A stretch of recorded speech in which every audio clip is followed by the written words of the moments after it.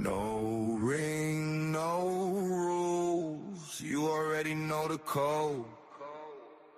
Stepping clean. Leave louder. No ring, no rules. We make our own way. No ring, no rules. Legend starts today. No ring, no rules. Watch us take the crown. No ring, no rules. We don't back down. Lights off, name on, pressure in the room. Cold eyes, sharp grin, big talk, sealed doom. We came built for it. Heavy in the chest, every line hits hard, every move say less. Hear that hush now, that's the room goes still. One breath, one spark, then we break the seal. No ring, no rules. We make our own way. No ring, no rules. Legend starts today. No ring, no rules. Watch us take the crown. No ring, no rules. We don't back down. No script, only nerve and steel. No leash, no chain, only what is real. From the first word out to the final roar. If you want the war, we give you more. No ring, no rules. We make our own way. No ring, no rules. Legend starts today. No ring, no rules. Watch us take the crown. No ring, no rules. We don't back down.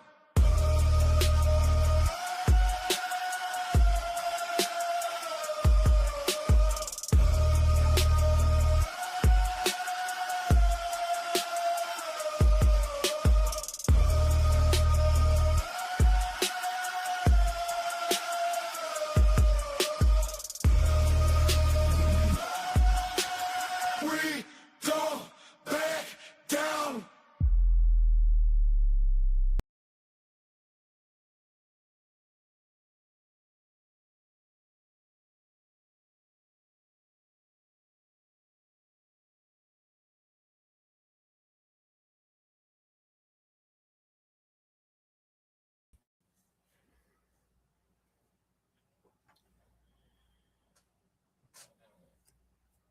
Ladies and gentlemen, boys and girls, children of all ages, welcome back to the episode part 2. We finished off, a huge structure to this, creative control, roster management, and budgets. Now we get on to live strategies, arena sizes, ticket prices. We're going to cover all this. We're going to try to at least today. And this right here, when we talk about the ticket prices, the live event strategies.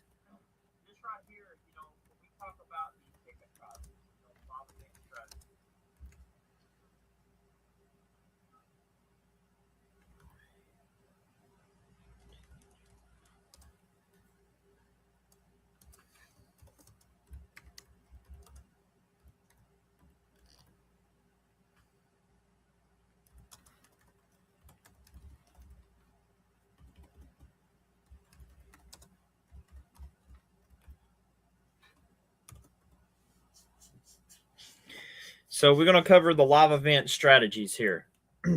And this is between the WWE and TKO thing.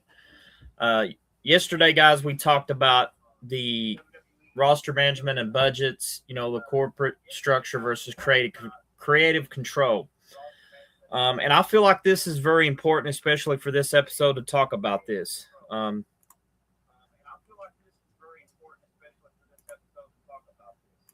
So we're going to touch up on that subject, so bear with me, guys. Hopefully you guys had a good morning, whatever you guys did, but definitely put how your morning is so far in the chat. because we got a lot to discuss on this podcast. So this is going to be one of those things you don't want to turn in.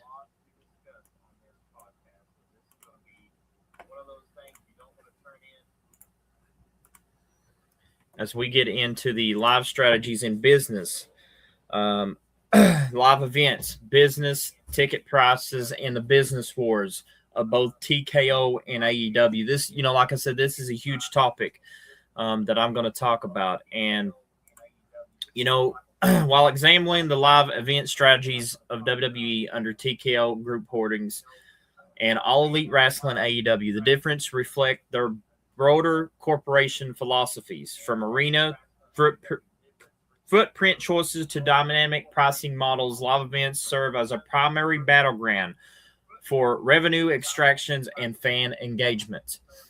We're going to get into WWE TKO. They call it the TKO era. Maximizing yields and global scale. WWE's live event strategies under TKO relies on high yield corporate optimizing model pioneered by parent company Endeavor in the UFC. Arenas and stadiums. Everybody loves, I don't know if you guys are a huge fan of this. Put it down in the chat. Comment on how you feel about it. But, if you're a Raw and SmackDown fan, this is going to tie to them. We talked about NXT. I think it was last episode. We put it in there. But this episode, we're going to talk more about SmackDown and Raw for the weekly television, for the arena and stadium scaling. Weekly television, Raw and SmackDown routinely runs mid to a large arenas ranging from 10,000 to 15,000 seats, tightly configuring hard cameras and production sets up to ensure a packed, visually electric atmosphere on global broadcasting. Now, the thing I noticed with Monday Night Raw, guys, I don't know if you guys, paid attention, but they made a bad business decision. Jonathan Coachman spoke out on this, and I want you to listen to Coach. I'm going to pull it up here.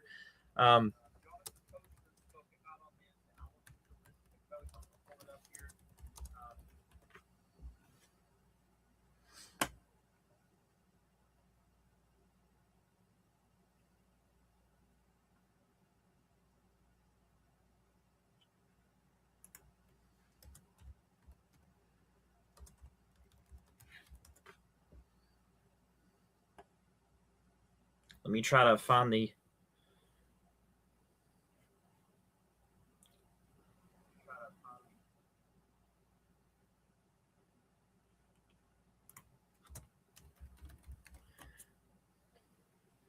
I know this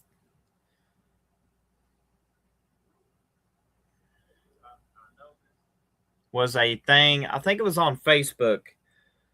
I can't find it on YouTube. I know this is under Facebook, so let me look under Facebook.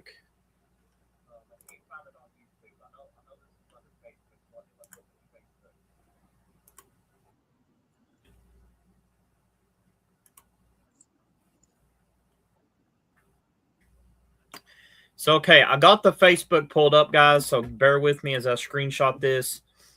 Not screenshot this, but I'm going to play this from the Facebook side, so bear with me for a moment. Having technical difficulties with this computer, so it's not the best stages, but we're on to that video now. This is the video that I want to pull up here for this arena size, ticket prices, and the business wars. Jonathan Coachman spoke out on this. And I feel like that, being a WWE, fan, this is, heartbreaking to know that WWE is not getting good fan feedback, especially from the coach. So we're going to listen to what the coach has to say.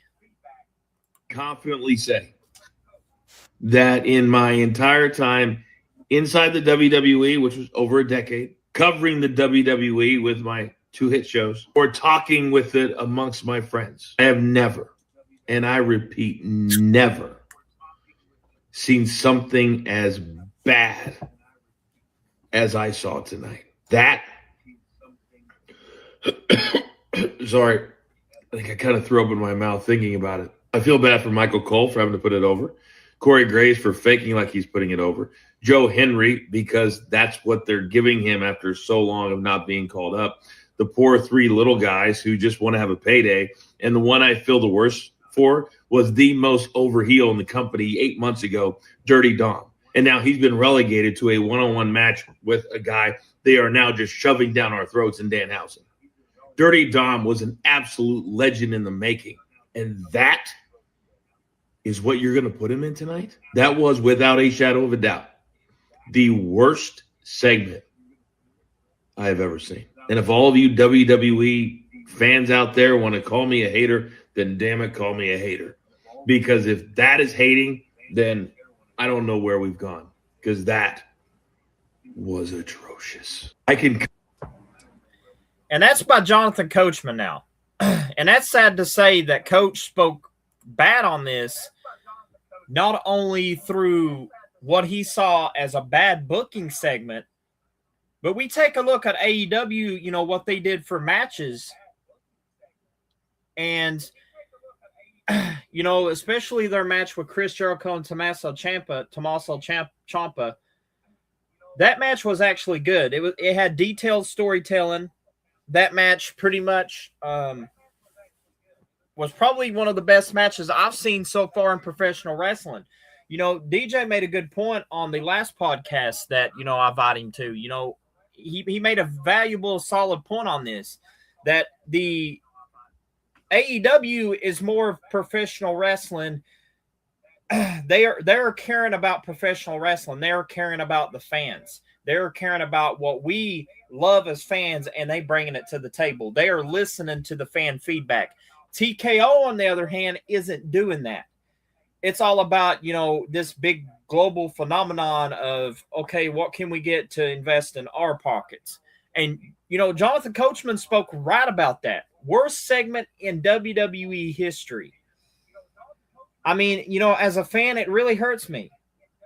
Knowing that I've loved WWE, watching some of the greats, you know, Undertaker, one of my favorites, The Rock, another one of my favorites, Stone Cold Steve Austin, Eddie Guerrero, Rey Mysterio, Batista. You know, you had Triple H, you had Shawn Michaels, you had one of my all-time favorites, you know, that was in WWE, but it was also WWF, the franchise Shane Douglas.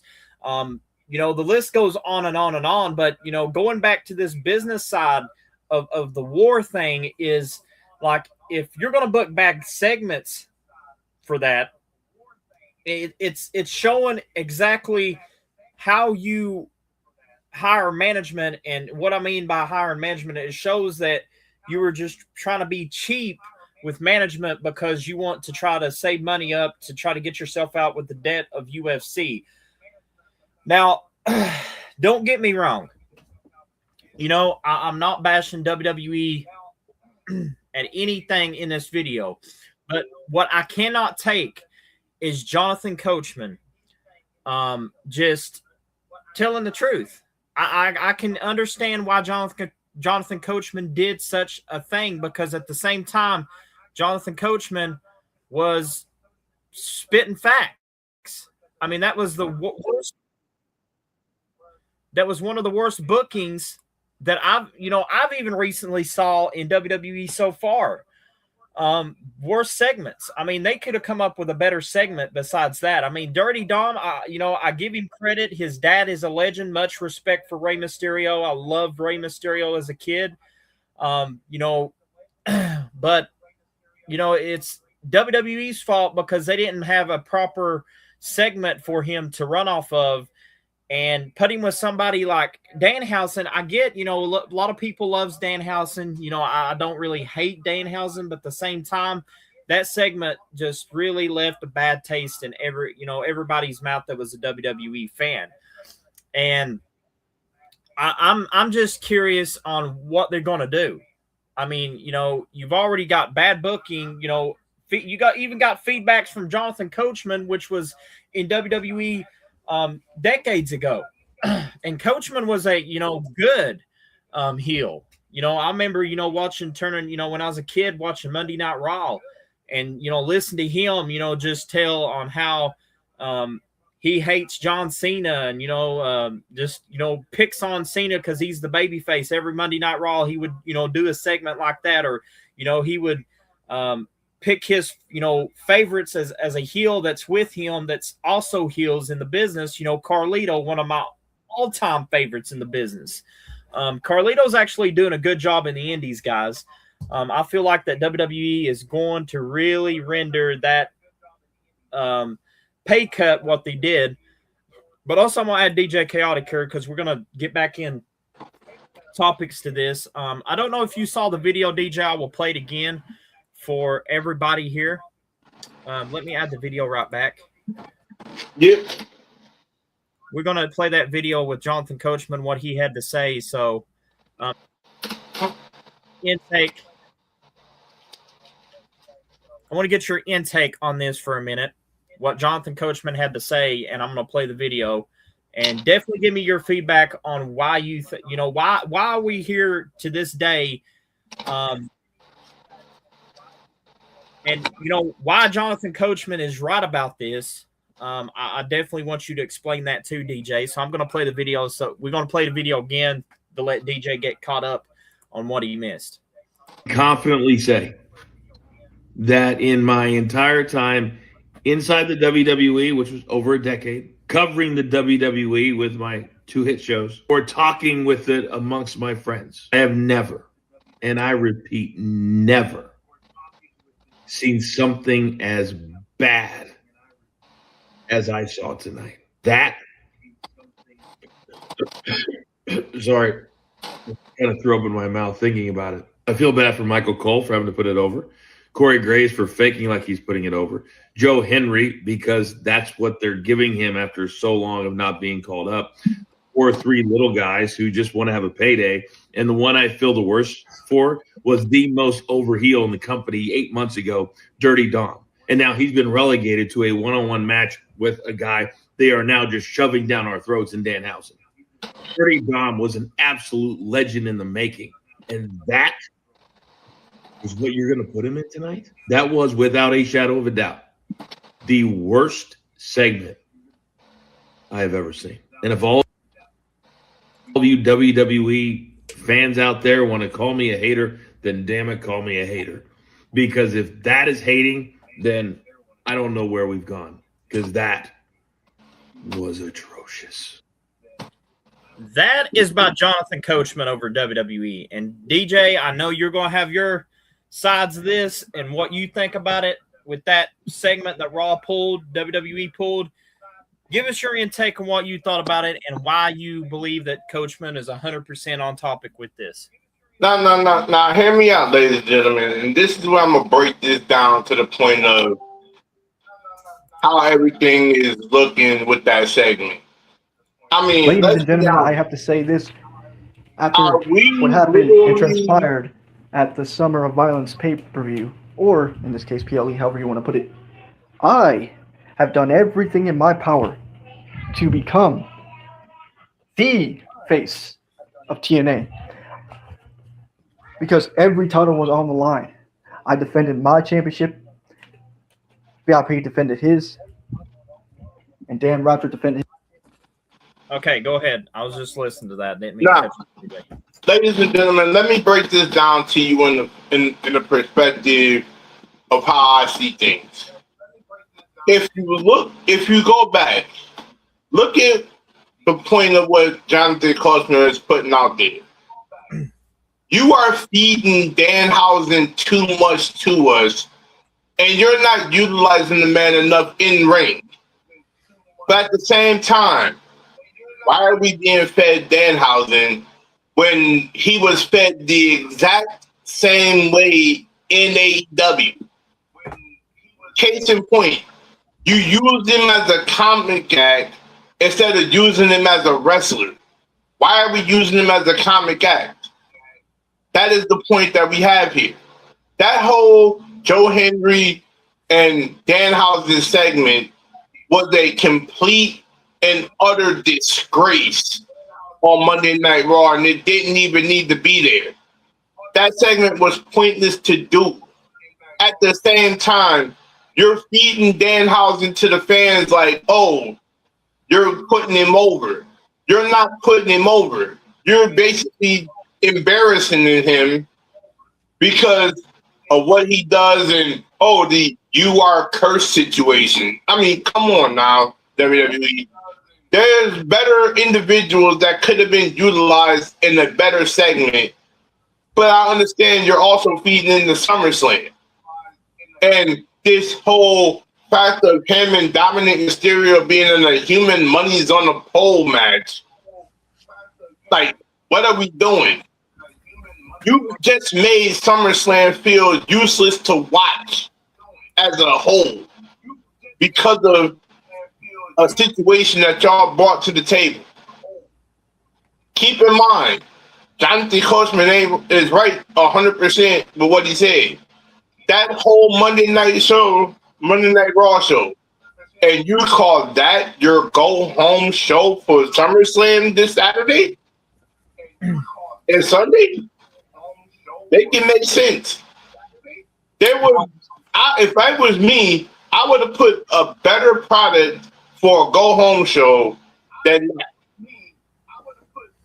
And that's where I'm going to leave it at that, because WWE has been known to put careless things in a moment that shouldn't be there.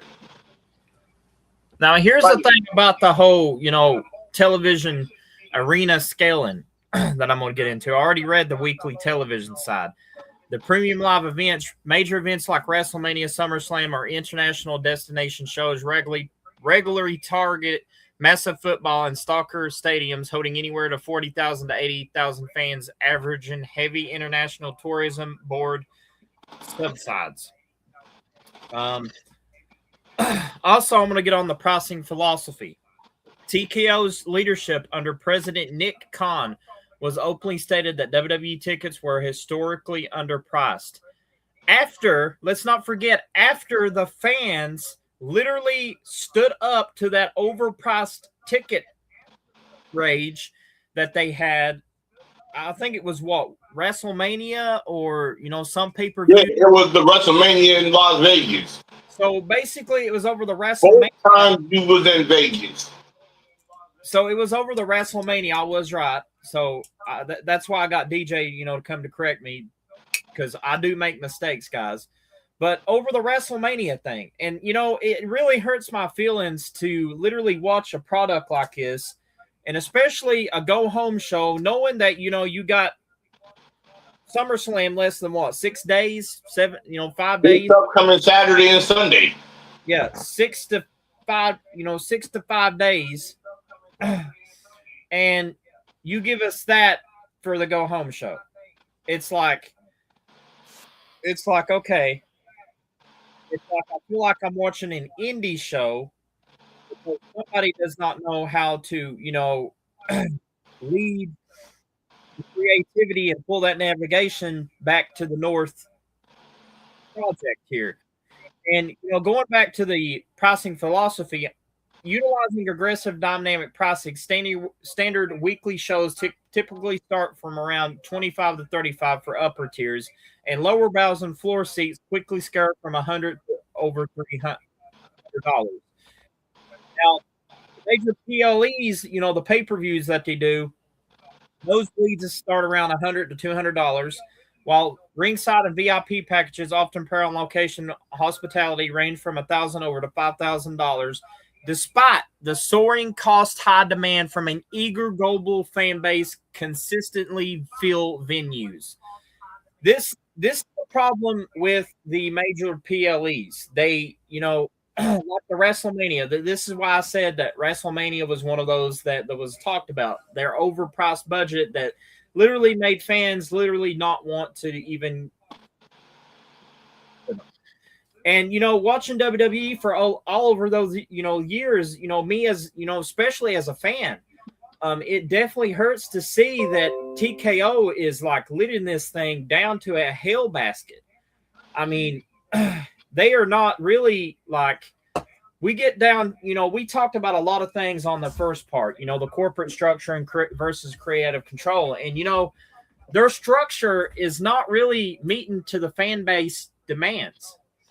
I mean, we take a look at that. WrestleMania was one of those. They tried to overprice WrestleMania and literally trying to make, fans pay what they wanted them to pay. And, thank God that, you guys as fans spoke out of that in Las Vegas, and also all around the social media spoke out on that, because that's what you guys needed to do, to put your foot down and let WWE know and TKO know that their ticket prices is basically being greedy. And you guys had every right to do that. Clap for these guys, because these guys. A round of applause for it. Yeah, pretty much. And, going back to, WWE's pricing thing, I feel like that they could meet the fan base demands, but we're talking about, TKO. Are they really going to meet our demands? Are they really going to give us who we want to see on Monday Night Raw, SmackDown, or NXT? Or are they really going to play this, back and forth mind games of, we might give them this, but we give them somebody else?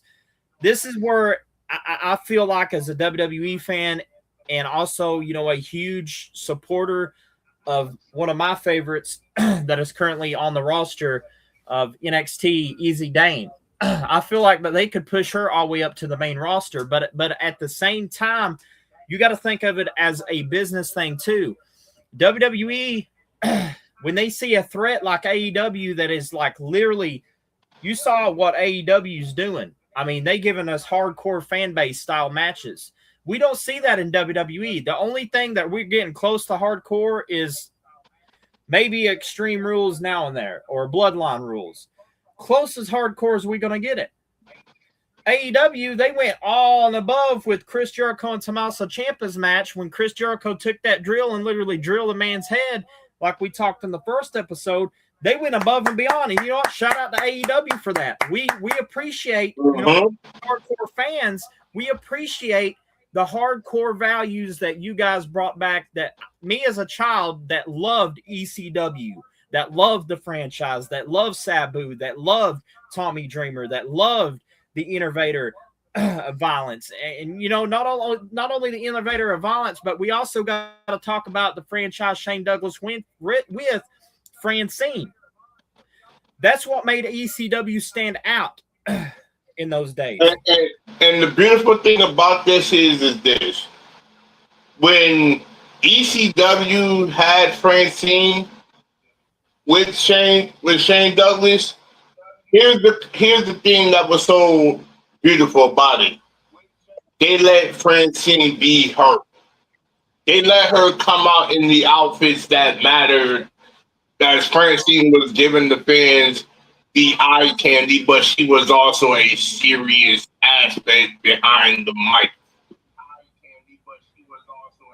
There's something that is slowly missing in WWE, and it's that mic presence. We all know these wrestlers can do, but due to the writers, they are not letting them get their full-blown aspect out there. Here's what I love about AEW. Compared to the WWE, AEW gave me one of the best matches I've ever saw. I don't know if you remember this, DJ. You remember when they brought out that barbed wire death match? Mm-hmm. And I remember who was in there. Kenny Omega versus John Moxley. Yes. So going back to that match, when we saw Kenny Omega and John Moxley, look, we're going to talk about a little bit of AEW here before I switch it over to AEW, of course. But getting on AEW's side, the reason why that I love AEW is, like I said, they care about the hardcore fan bases. They care about fan feedback. They literally care about their fans, because you can take an autograph with Chris Jericho. Yeah, even though you got to pay $200, you'll still get the autograph. It's not like WWE where they, tell those stars, oh, by the way, once you do your match, you're not allowed to go outside of, out to that curtain again. You're pretty much just personal side. You're living your personal life. That right there is fucked up, because to me, why would you tell your WWE stars to not go back out there, especially if a fan wanted to see them, that probably could put $100 just to get an autograph, and that could be $100 for them to literally travel with. You guys not thinking of the business side of things. You guys are thinking about, oh, we don't care about the fans. Let's put our talent behind the curtain after your match. You're done. You go take the showers, you get on the bus, and you go to the next show. You don't be around them. To me, that really hurts me as a fan, because one, you're not giving your fans structure of seeing their favorites, seeing who they want to see. And two, and here's the biggest thing that I've seen in WWE so far that really, to me, it really hurts to see this. Not only they don't care about their fans, but also we see it with their shows. It's starting to be like, first you didn't care about the fan feedback, and now you're not even caring about how you book your shows. The blatant disrespect. It's like, are you really wanting to lose this war with AEW because you're not even trying? It's like you're just wanting AEW just to blow you out of the water. And we've seen that with NXT. They put NXT same time as, Dynamite. Guess what? Dynamite blew NXT out of the water. Bingo. Blew them out of the water. And it's sad that you let, back then was a indie company, probably had like 20,000, 25,000 fans, somewhere around there, DJ, if I'm being estimated. Mm-hmm. I'm probably not going to get that estimate right, but I'm just saying, if I'm being estimental, if I could guess it. In small-based arenas, like 25 to 35,000 fans. And you let them blow you out of the water with NXT, which should have been 15,000 to 20,000 at least, at best. Maybe 5,000 if you're lucky. Which is sad. And that, going back on WWE for a minute, we're going to talk about something that I feel like that this needs to be talked about. Not only have you overpriced your tickets, but you've overpriced something that really made a lot of fans mad also, the meet and greets. And I feel like that right there is reason why the fans are literally not wanting to go to a PLE and not even wanting to even be around WWE no more. That's just my intake. Everybody's got their own opinions, and I respect it. But me, I kind of feel like that, WWE's being the next WCW. They don't. I mean, let's just put this in point. Look at this year's SummerSlam sales. This year's SummerSlam sales are so poor in Minnesota, you couldn't even get the right set of matches to attract an audience. Yet, look at the matches that we have in front of us. I mean, we don't even need to list them all because it's self-explanatory. You should have let Oba, instead of the Brock Lesnar match, you should let that man go for the title. I mean, it's SummerSlam. You won the grand stage at the Night of Champions. You beat Jey Uso. You got the title opportunity. You blew that tremendously. That's another And thing. that's the problem. That's another thing I hated, and I'm glad you brought that point up, DJ. Everybody, okay, I want to ask anybody in the chat that is watching, are you an Oba Femming fan? Because before we get into this, I want to make sure the chat is feeling free to chat, to express how they feel first before we move on with the Oba Femming thing. Now, moving forward, we will come back to the comments for the Oba Femming thing, but going back to that, you made a good point about Oba Femming. He won the King of the Ring. He should have already had that title match against either Punk or Roman, since he won the King of the Ring. Why did WWE push him to throw that opportunity away for Brock Lesnar? I just don't get the fact. I just don't get the booking strategy, why that was better for business or best for business. I don't get the fact that you screwed this man out of an opportunity to possibly become a world champion or WWE champion. Oba had it. Let Oba go to SummerSlam, face Roman, face Punk, and let him get his win over. Let him get over to where the fans can appreciate a great champion. When Oba won the NXT championship, he was a great champion. Everybody loved him. But now we're seeing WWE just completely throwing that out of the water. Now it's already left field. They want to throw that out of the water just because TKO feels like they entitled to the money and they don't want to listen to fan constructive criticism. Oh, wait, did I hit a topic on there? Oh, wait, we can't do that in Feds. Now we're going to talk about the pro wrestling scenes. Anyways, going back to this, the constructive feedback is a crucial thing because not only you're listening to your fans, you're taking their criticism that could help you in the long run. Same with TKO. You need to learn to listen to your fan base. Listen to the people that is paying that money to pay for those arenas, for those ticket prices, for those merchandise, for those championship belts, whatever the case may be. Because here's the thing that I've realized that is the most important thing about professional wrestling. And this is the God's honest truth. No other podcast is going to tell you the truth about this because I know what, by studying the tapes and also listening to my trainers, they will tell you this inside the business.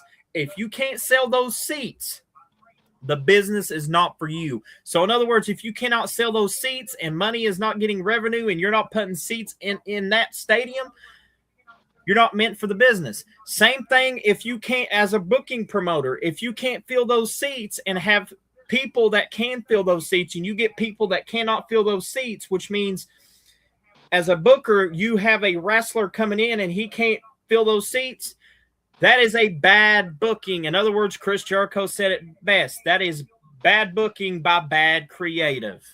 Mm-hmm. And here's the thing. If we look at the SummerSlam card, right, and ask yourself this question, and I want the chat to chime in on this. What match on this whole SummerSlam night 1 and night 2 stands out like a sore thumb? What match is attracting you to watch SummerSlam? Keep that in mind, and then look at what the card we had from the AEW side. There were matches that attracted you from the AEW this recent pay-per-view.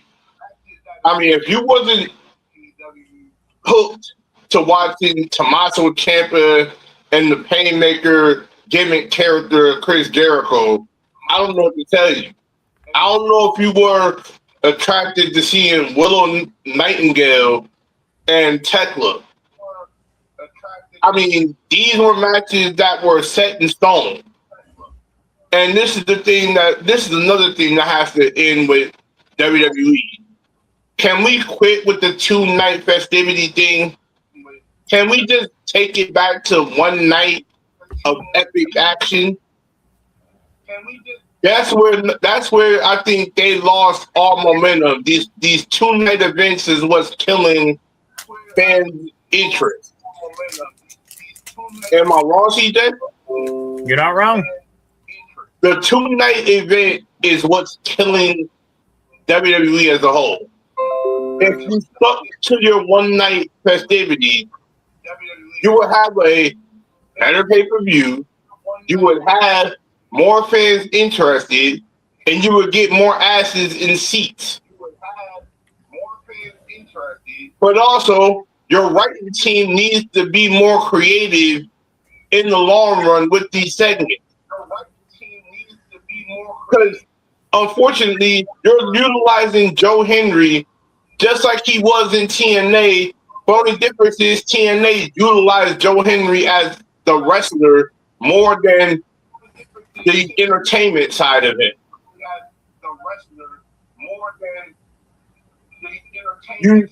AEW, they utilized Danhausen as a comic act to get people entertained, but also they used him as a wrestler. They didn't have him in all these backstage segments like he is in WWE now.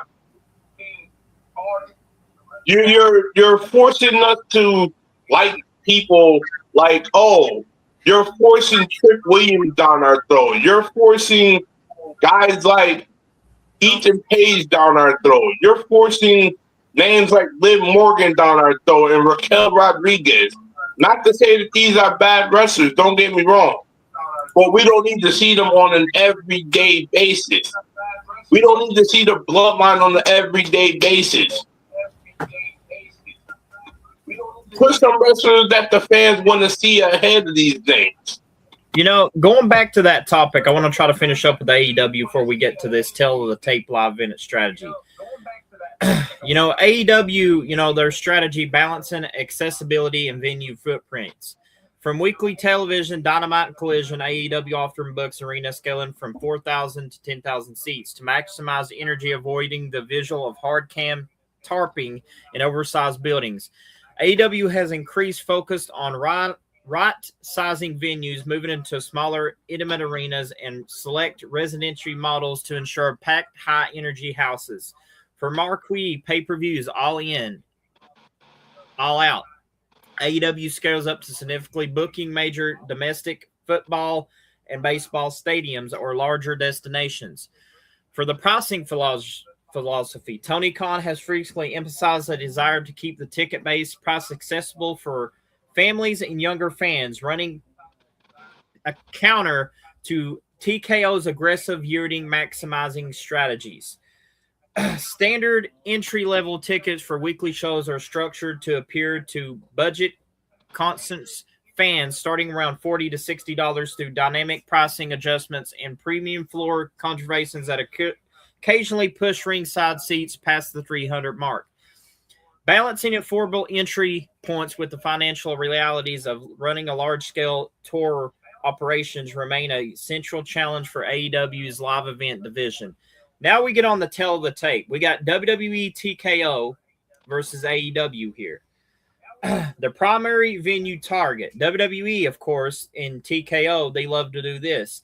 Major metropolitan areas and global stadium footprints backed by tourist partnerships.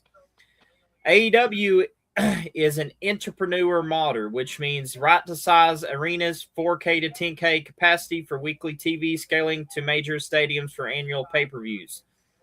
Pricing strategies, aggressive yielding management, dynamic pricing, and high-end on VIP hospitality packaging on location. That's WWE. AEW now, emphasizing on family accessibility and baseline affordability, adjusted dynamic against market demand. Then we get on the fan demographic impact. For WWE, high barrier to entry for prime seating, but validated by massive global demand and mainstream cultural buzz. We get on the AEW, appeals heavily to hardcore pursuists and families throughout ticket tiers to match operation cost, remains an ongoing balance act. Now, here's the thing that I'm going to say, and the tail of the tape here, and I got this picture just for the right thing, and I'm going to try to pull this up. But if you want to put your intake on what I just read so they can clarify it, you're more than welcome as I get this pulled up here. I'm going to let you have the floor and the mic. So, with that being said, on filling in on what CJ said, looking at that narrative he put out there, you have to observe what is being brought to the table here. AEW is thinking quality over quantity. At the same time, you look at WWE, they're thinking quantity over quality. There's a huge difference there. Keep this in mind.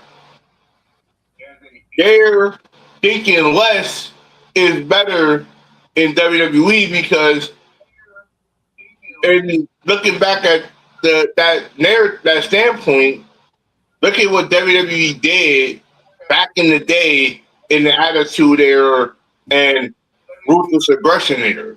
They gave you 7, 8, 9 matches at a pay-per-view and had their fans intrigued throughout the whole event. The element of surprise was there. At the same time, looking at WWE now, there's no element of surprise. Now, There's no true narrative. But going on what you're saying. we go back to the tail of the tape here. And, we're going to start from budget drivers, roster strategies, and talent management from, both sides of WWE and AEW. For the budget drivers for WWE, you got Wall Street profitability, EBITDA goals, and corporate synergy for WWE. AEW, you got private wealth backing, brand expansion, industrial leverage. For the roster strategies of WWE, you got lean and optimized TV time allocation. For AEW, you got expansive and deep multiple shows. For WWE's talent management, you got corporate efficiency, assets yield. And then AEW, you got creative freedom and robust partnerships. And, breaking this down as tell us the tape, DJ, why do you think this is important to break these two apart? Kind of like a UFC fight and tell the tale of the tape between these two and pretty much break it down to where people can understand which is the better product as you can see fit right now, and why do you think it's the better product for not only you as a fan, but also the hardcore fan base mentality? Now, looking at how both of these are shaped up, CJ, I'm leaning more towards AEW. And the reason why I'm leaning more towards AEW is because they are putting the better product in front of us. Not only creative, not only structured, not only in aspects of using their talent efficiently, but also they are backed by not only just Tony Khan. He's backed by the Khan family, his dad, owner of the Jacksonville Jaguars. Now, that backing has proven a lot to be seen, because when I look at WWE now, you used to be what AEW was. Creative, thought of the fan base, put their favorites on the forefront.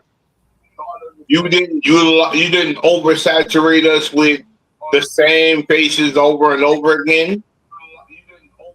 But at the same time, we have to really look at this and say, what entertains me more and what's giving me the best bang for my buck? If you don't think AEW is giving you the best bang for your buck, then go watch what we see, then come back and see what everybody's talking about.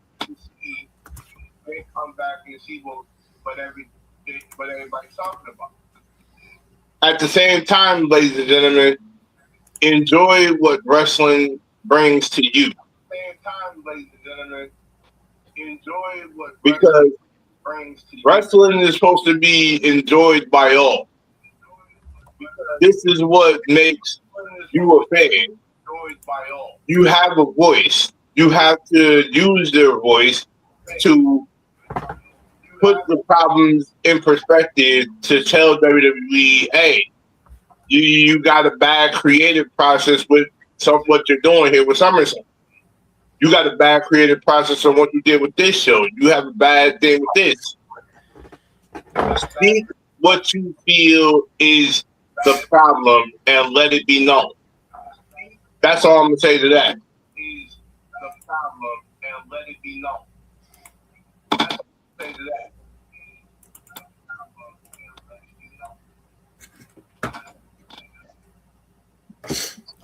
Now,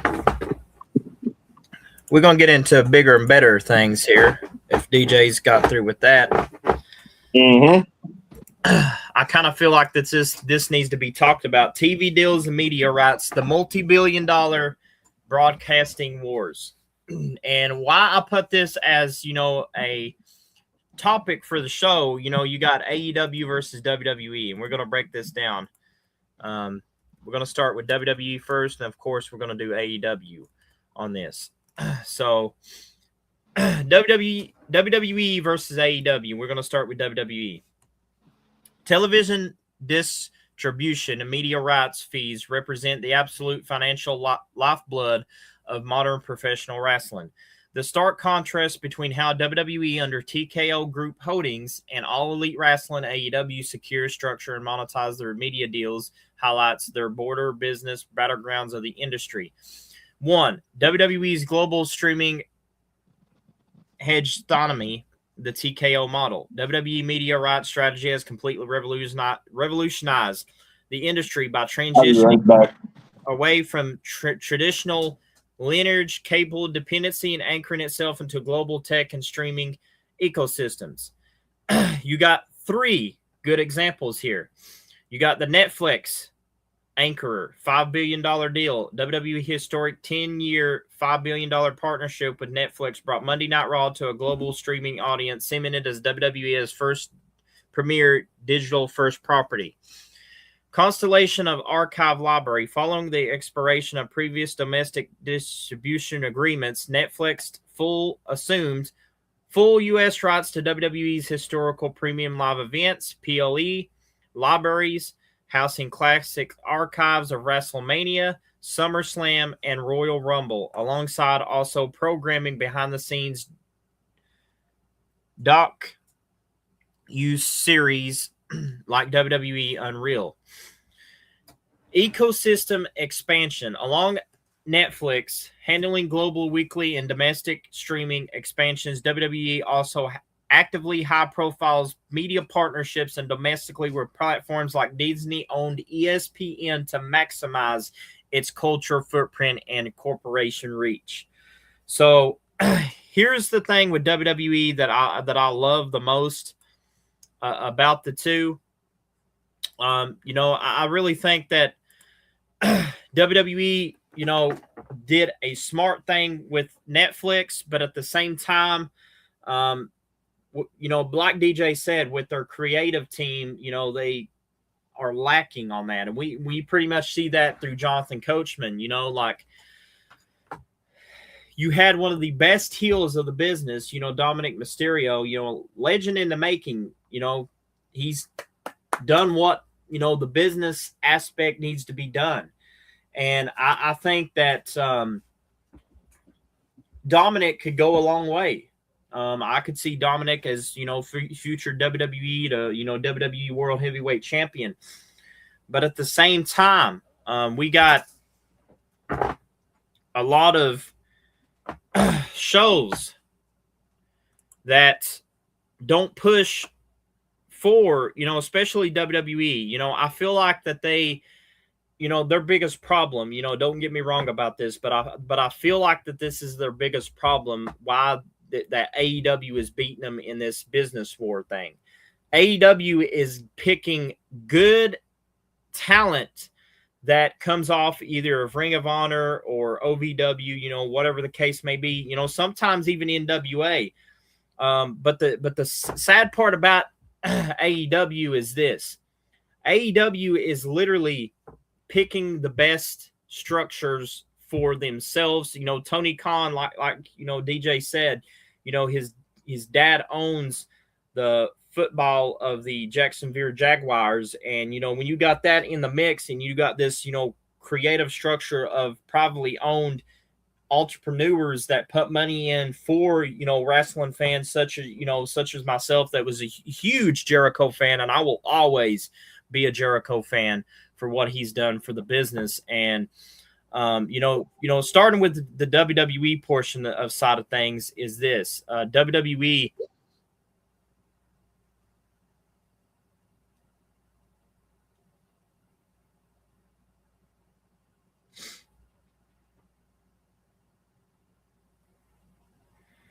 WWE to me is like,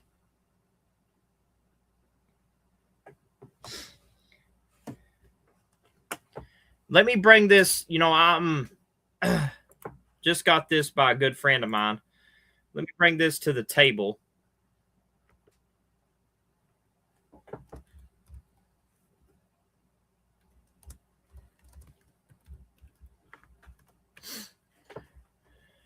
We're going to bring this up here because I feel like that this needs to be brought up. And I thank DJ Chaotic for going and getting this because this needs to be brought up. So let me bring this up here. But going back Just on thought this, I would show something to the table. So here's the media platforms that, especially the TV deals and media rights, what they used. And here's the thing that I really see that AEW is doing way better than WWE on. They are smart about this because if you guys got a Cricket phone, you can get HBO Max for free. And guess what? You get HBO Max for free, you get to watch AEW pay-per-views. Think about that. You don't even have to pay for a pay-per-view. Unlike WWE, when you get a phone, guess what? You're paying for, where's it at? ESPN right there.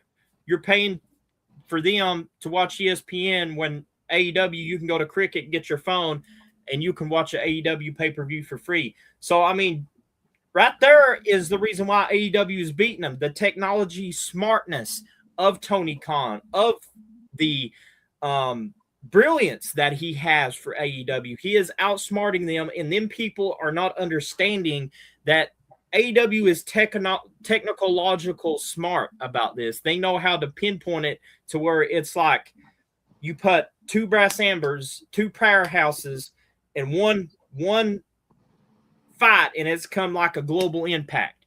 But here's the thing that I'm saying. With WWE, we look on their, platforms. We start with Netflix. $5 million. I think it was $10 million. But yeah, $5 billion partnership with Netflix for a 10-year deal. 10-year deal. Then you look at Peacock. WWE had this on their platform until they screwed it up. And here's why they screwed it up. When they decided to move all their pay-per-views over to ESPN, that kind of made Peacock a little bit under the radar. So in other words, Peacock was like, okay, since you want to do this to us, we're just going to do this. So think about what you do when you have these platforms like this, because when you move your pay-per-views to ESPN, you should have sticked with Peacock, and your pay-per-views would have been right on schedule. And then to add into that outlet, Peacock just struck a deal with YouTube recently to go under their premium. So that means, guess what just took place, CJ? Hey, for those of you that have ESPN Plus, if you have a Peacock subscription, you can now watch the WWE pay-per-views exclusively through YouTube for free. In other words, Peacock outsmarted WWE technologically. So in other words, here we go again. WWE not being smart, and Peacock's just, smacking them right on the ass and giving them a good old-fashioned stone cold ass whipping. And this ain't even adding to the media platform list. TubiZap as a whole, right now, AEW Dynamite episodes cannot be watched through TubiZap right now. And soon more to come, as well as they got the channel over there. While WWE has evolved over on Tubi, is Evolve getting watched constantly through the Tubi app. But if you look at this, and I'm glad I created this actual picture to show the fans right now, the media platforms, would you want to pay $30 a month to have ESPN Plus, ESPN Unlimited, to watch your pay-per-views. You're also paying the damn near $9, maybe $10 a month for Netflix just to be able to watch Monday Night Raw. When we look at this, Monday Night Raw should have been left alone and on national television channels like USA in general. But if you look at the difference, AEW side, you have TBS and TNT. Look at WWE side. You don't see not one single cable provider channel located for their end. Everything is based through a streaming app. There's the big difference. Why Tony Khan is winning. I mean, Tony Khan is, smart. Looking at these platforms, I'm glad you brought this to my attention, is, you look at these platforms AEW's got, they got them on Maximum, which you can get a Cricket phone and, get free HBO Max. Don't know if you're going to get the pay-per-views, but still, you got HBO Max. So I'm pretty sure, if it works that way, I don't know how that works because I've never had. Because I can explain this better. When you get the HBO Max app and pay for the service, you actually get, not only are you able to watch AEW Dynamite episodes, you're able to watch AEW Collision through there, and you're able to watch the pay-per-views and all the backlog pay-per-views entirely on HBO Max. So now we're getting on to and not only are you able to watch it through the Max app, you're also able to purchase it via pay-per-view provider, cable providers. That's a huge factor in the favor of AEW that WWE just so happened to abandon when you decided to go onto the ESPN app. Not only that, but you brought a good point about that, DJ. You look at the platforms of AEW here, TNT, TBS, Thriller.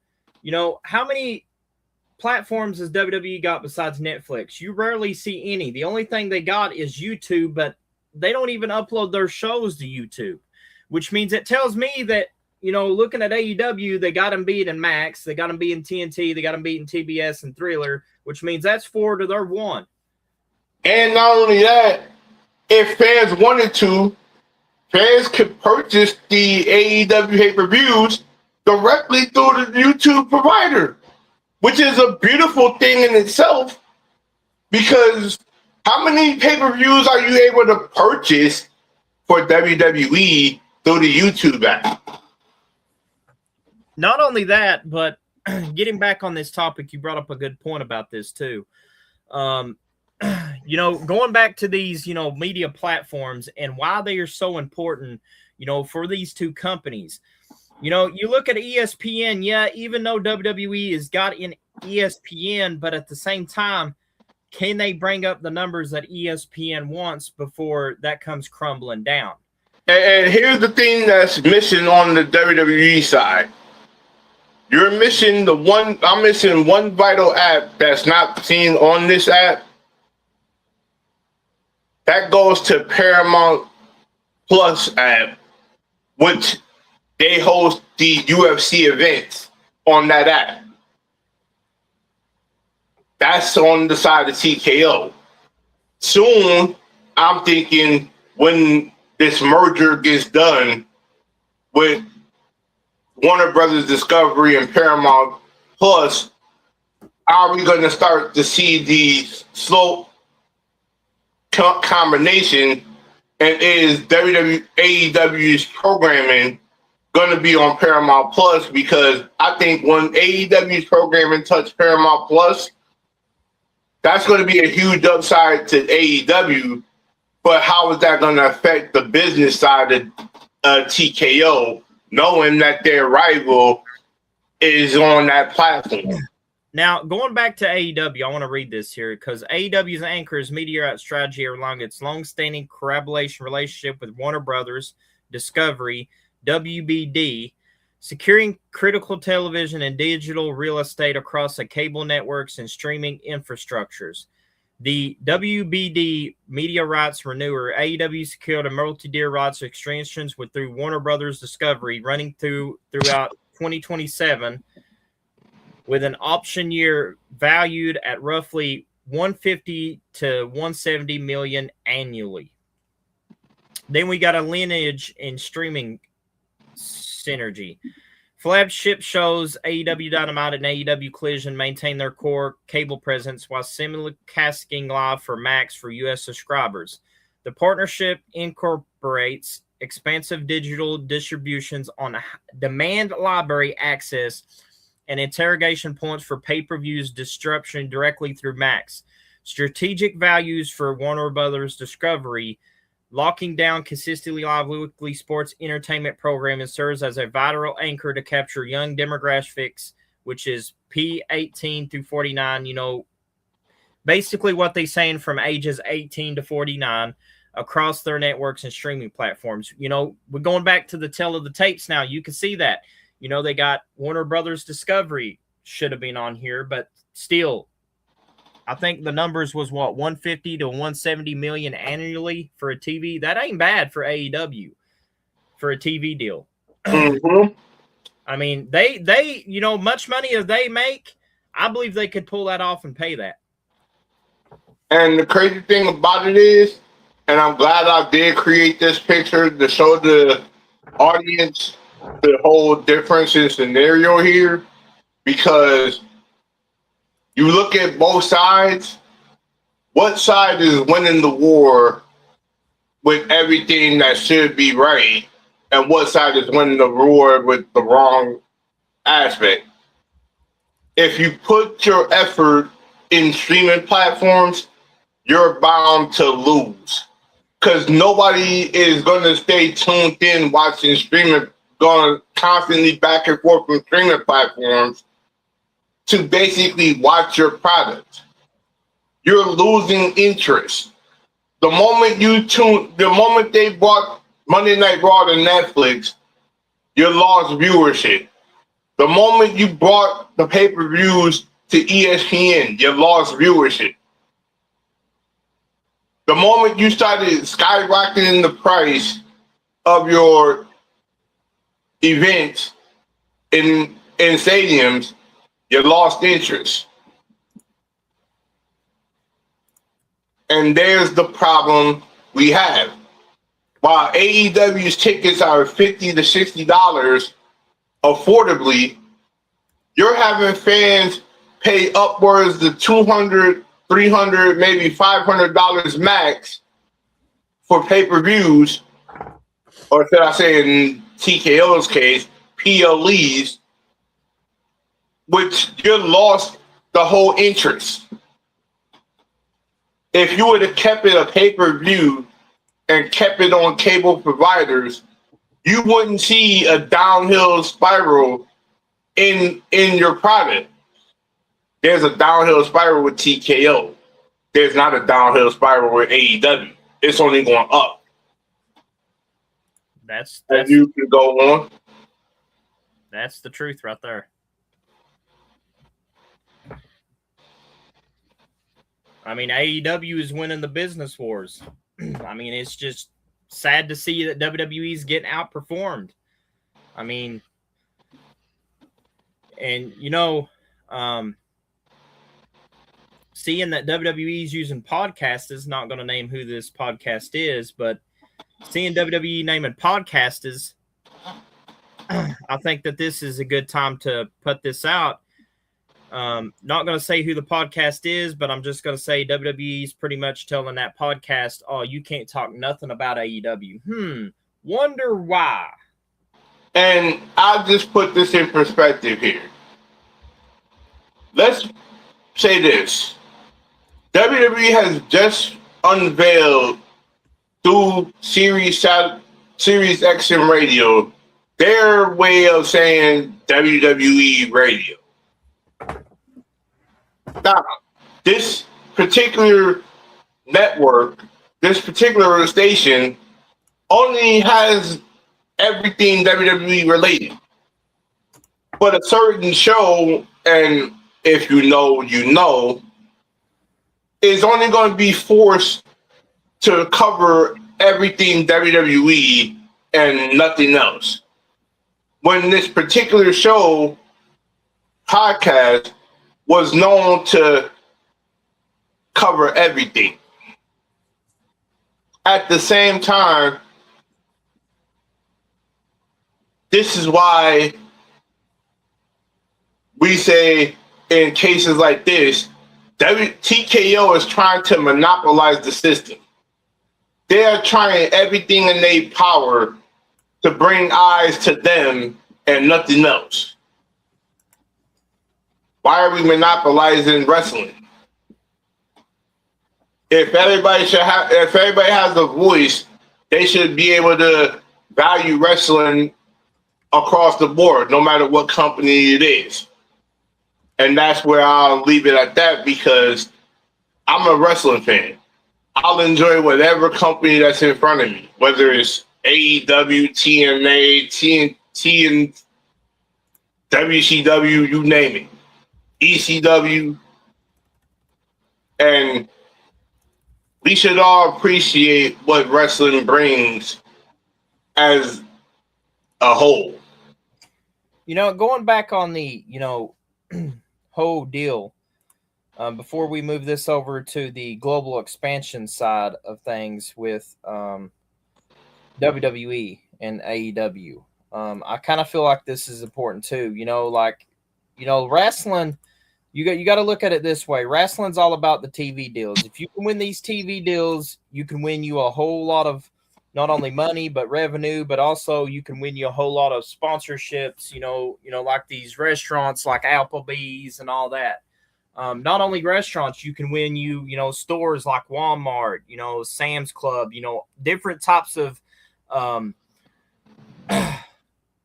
partnerships along the way with the TV deals.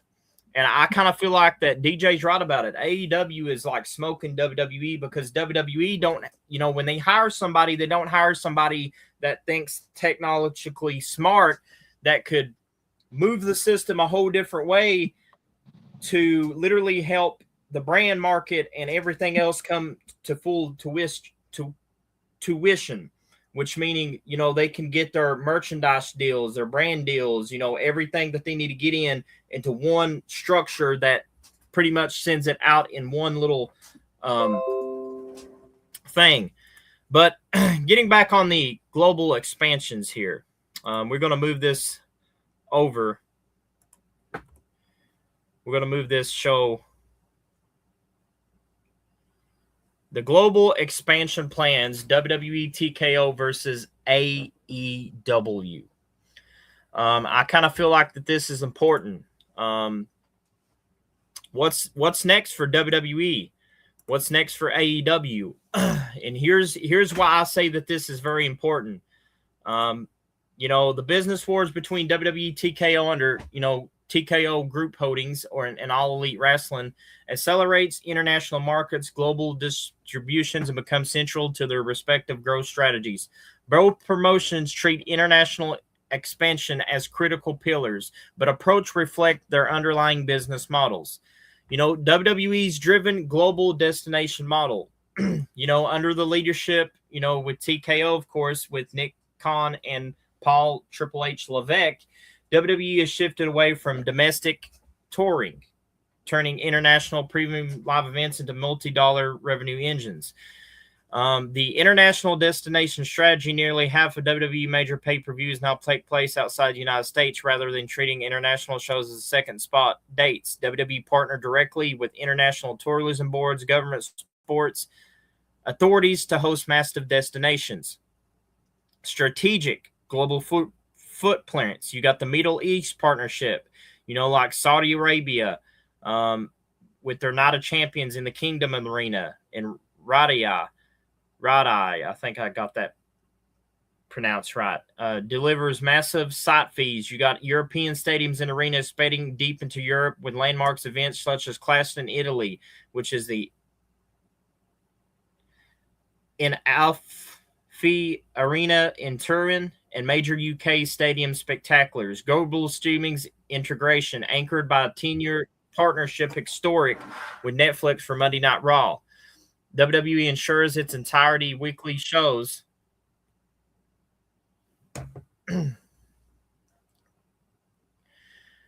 content and archives scaling seamlessly to international subscribers without regional cable bottlenecks. And we go back to this thing, and this is the reason why it's important. You know, you look at Canada, USA, Brazil, France, United Kingdom, Saudi Arabia, South Africa.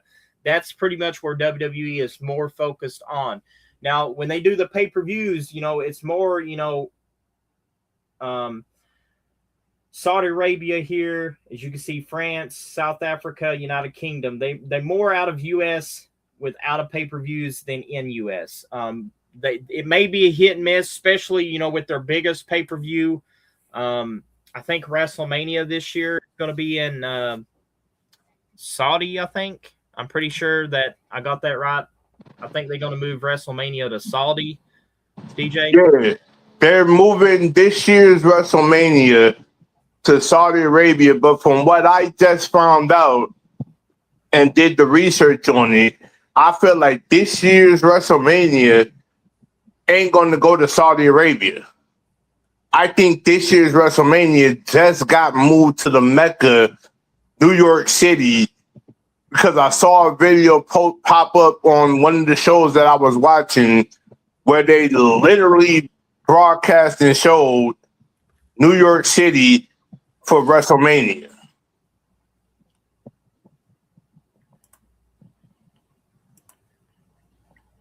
And I brought something to the table for you too, CJ.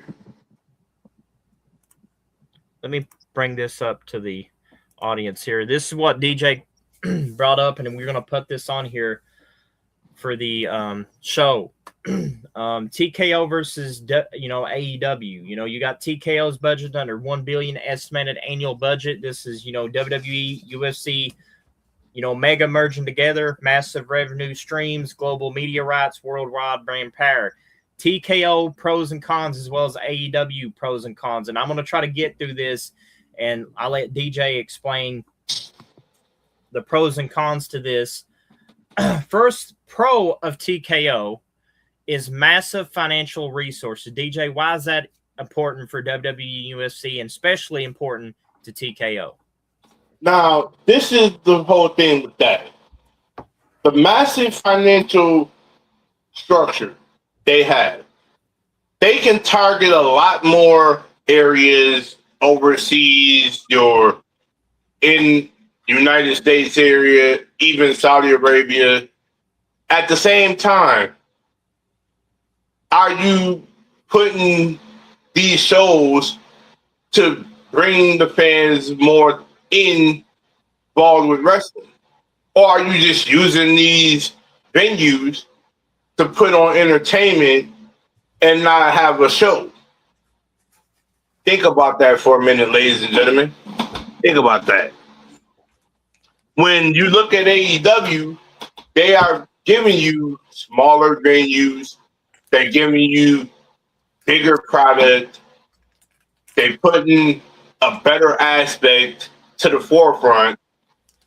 This is why I wanted this picture to be seen, because I don't think to the true wrestling fans like ourselves, CJ, they don't see the real enthusiasm we share for wrestling. I agree with you. I definitely agree with you.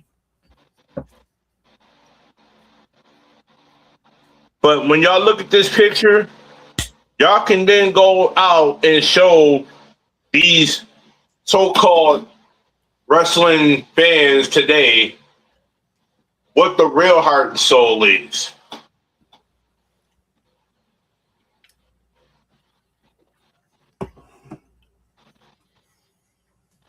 But going back on what I said, DJ, why do you think this is so important for WWE and AEW to have this global expansion?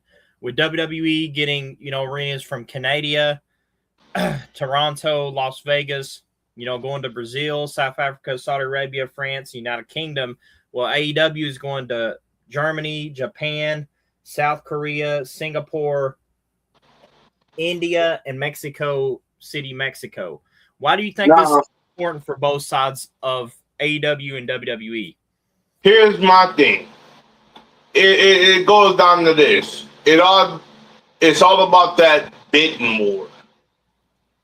WWE wants to throw money at these venues because, oh, you got the better product, this, that, the third.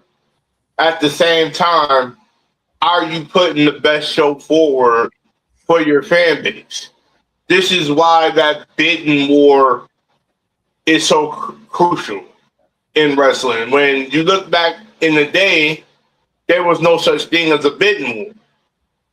Everybody shared the venue. Everybody was equally there.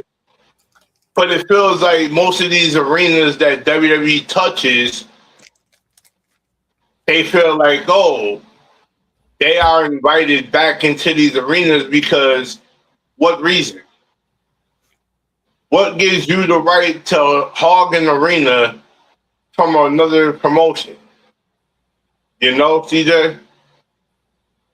Everybody should be able to eat in this industry.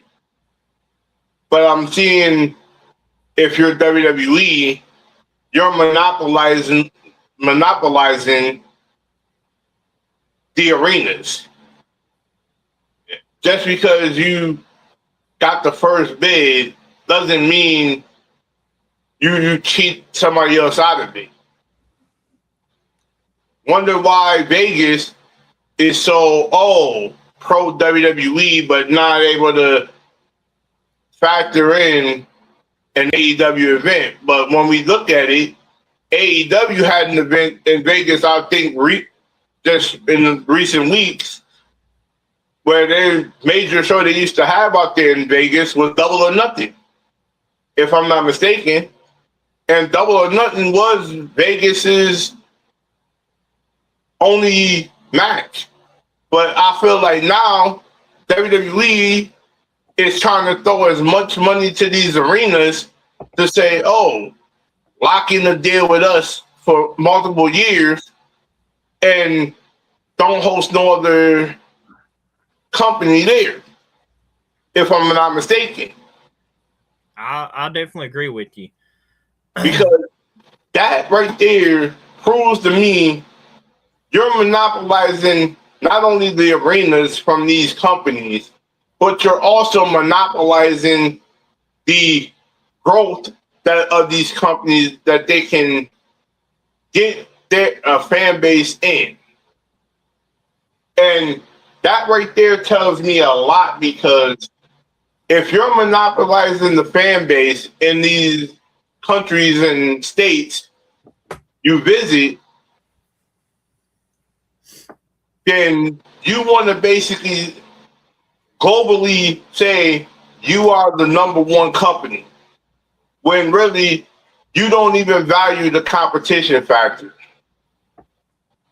And that kind of is a very bad thing as a whole. And wonder why you're not getting all eyes on your product. I'll let you have it from here, CJ. Getting back on this topic, I kind of feel like this is important too with WWE and AEW, why it's so important to both sides of the product. First, we look at AEW.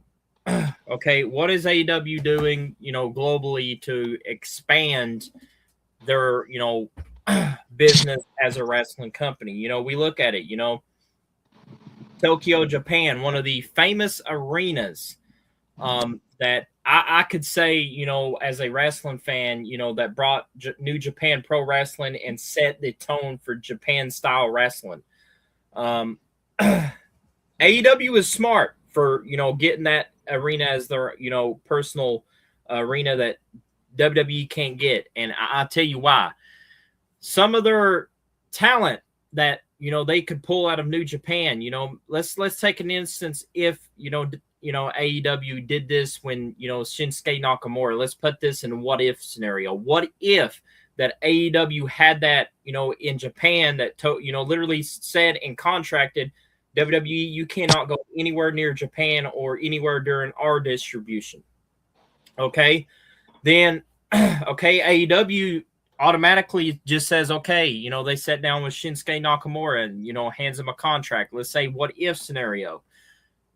Shinsuke signs. Guess what? You got this Mr. Strong style for AEW. Now, as WWE, you got to do the what if scenarios on that too. You got to say, okay, what can we do to come back from this? Because now they got Shinsuke Nakamura, and now I'm sitting here figuring out, okay, what can I do to fire back to get that pick for my gang that could help me in the long run. But also you got to think about this. This is very important too when it becomes the global expansion. A lot of people don't know this, that, when you look into, bigger companies such as this, you often have to find little details. And these little details are, you ever heard keep your friends and enemies closer, that sort of thing? So same thing for bigger businesses that are out there for the wrestling companies. They are also doing the same thing. They are saying, okay, since, he's a part of AEW, he's an enemy now. Let's keep close watch eye on him. So now you got a lot of people that's keeping a close eye on you, and at the same time, WWE's doing the same thing with AEW. AEW's doing the same thing with WWE, and this is what brings that TV wars, or should I say business wars, to play. And the expansion, between AEW and WWE, they're fighting over these countries, cities, because they bring in revenue. They bring in the big money. And right now you got on one corner, in the blue corner, AEW, and the red corner, WWE. And these two are like button heads to see what talent they could get, what, arenas they can get, what they could put in their partnerships, or whatever the case, to keep, one out of each other's territory. So in other words, this is a huge thing also that I'm going to say here. Back to the old school days of professional wrestling. I don't know if DJ remembers this. The old territory wars. Yeah, the territories back in the old days, Smoky Mountain Wrestling, NWA. You had Jim Cornette, Jim Crockett's promotion. All those wrestling, companies at the time had different territories that, they held, that they had, as territories that nobody else could go under unless they came. Which makes me do this. Give me 1 second. Now, going back to the territories days, I'm going to do this. Hold on.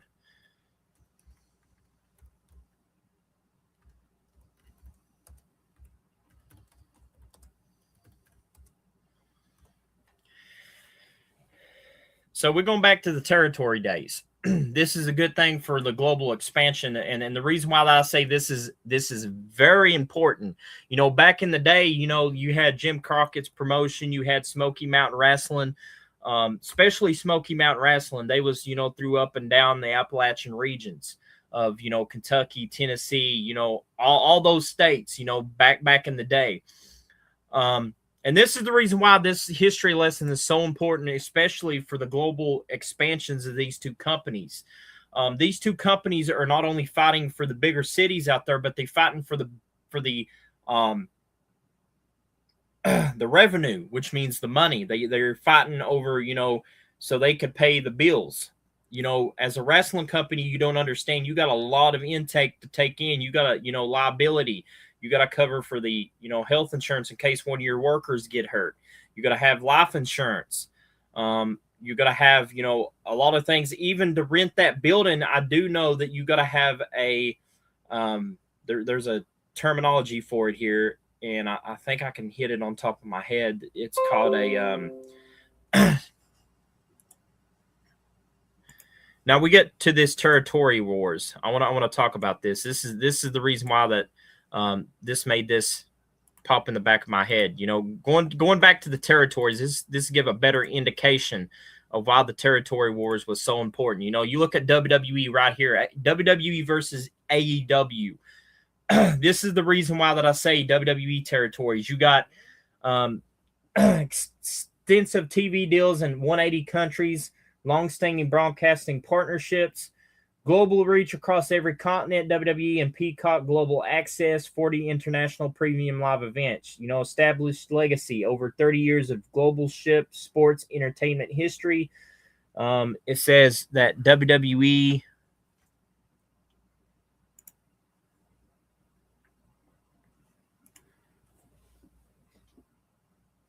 is a household name in sports entertainment, billion-dollar TV deals across the globe, WrestleMania, SummerSlam, Royal Rumble, global spectaculars, and youth family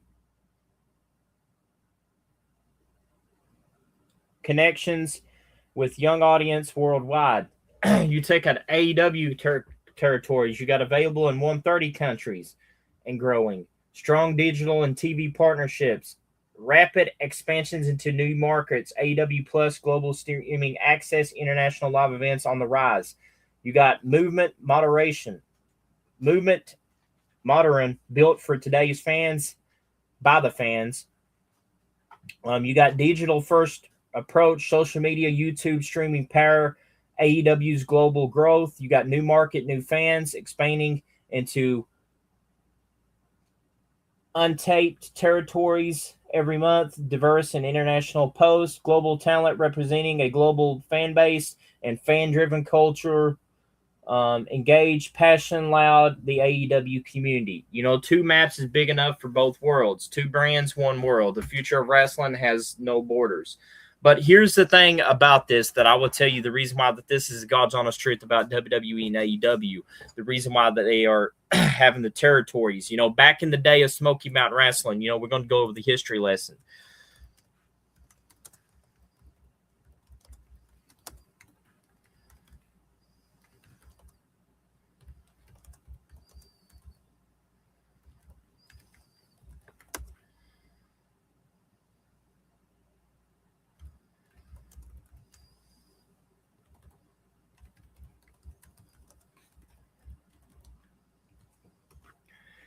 So going back to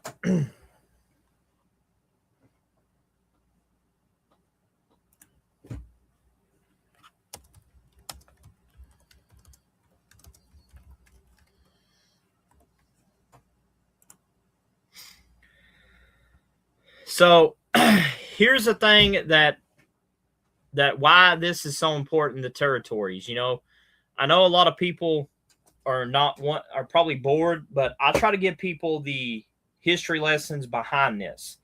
And this is why the history lesson is so important today. I don't know exactly. We're going to go back to this because we done the tale of the tapes. We done the global plan. We done this. And we also done this.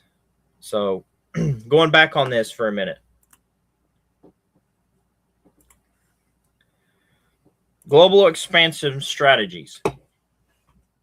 This is the history lesson why territories were so important in professional wrestling. Before professional wrestling became a worldwide television production, the business was built around territories. A territory was a specific geographical area controlled by a wrestling promotion that had its own wrestlers, championships, storylines, and fan base. The territory system was a foundation that helped professional wrestling grow into the global industry it is today. Territories, you know, done these 7 things. It created local wrestling stars. It helped wrestlers develop their craft. Different territories had different identities. You know, for example, you had Memphis wrestling, known as emotional storytelling, hot crowds, famous interviews, and rivalries. Mid-South wrestling, known for serious wrestling and strong characters. Georgia Championship Wrestling, built around major television and popular stars. World-class Championship Wrestling, known for dramatic storytelling, big personalities. American Wrestling Association, which was the AWA, known for technical wrestling and legendary champions. Each territory offered something, meaning something different. Championships actually mean something. Number 5, territories built loyal fan base. 6, the end of territories era changed wrestling forever. Then you had why territories still matter today.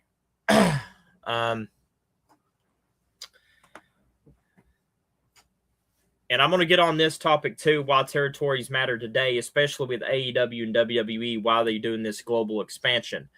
Even though the old territory system is mostly gone, the ideal is still important. Modern wrestling promotions use similar concepts through developmental brands, international tours, regional shows, independent wrestling scenes, training schools. Territories taught wrestling an important lesson. A wrestling company is not built only by championship and stars. It's built by connecting with a community. True statement there. And I know that this is going to be a major factor. I'm going to put this in to add to the show here. And let me...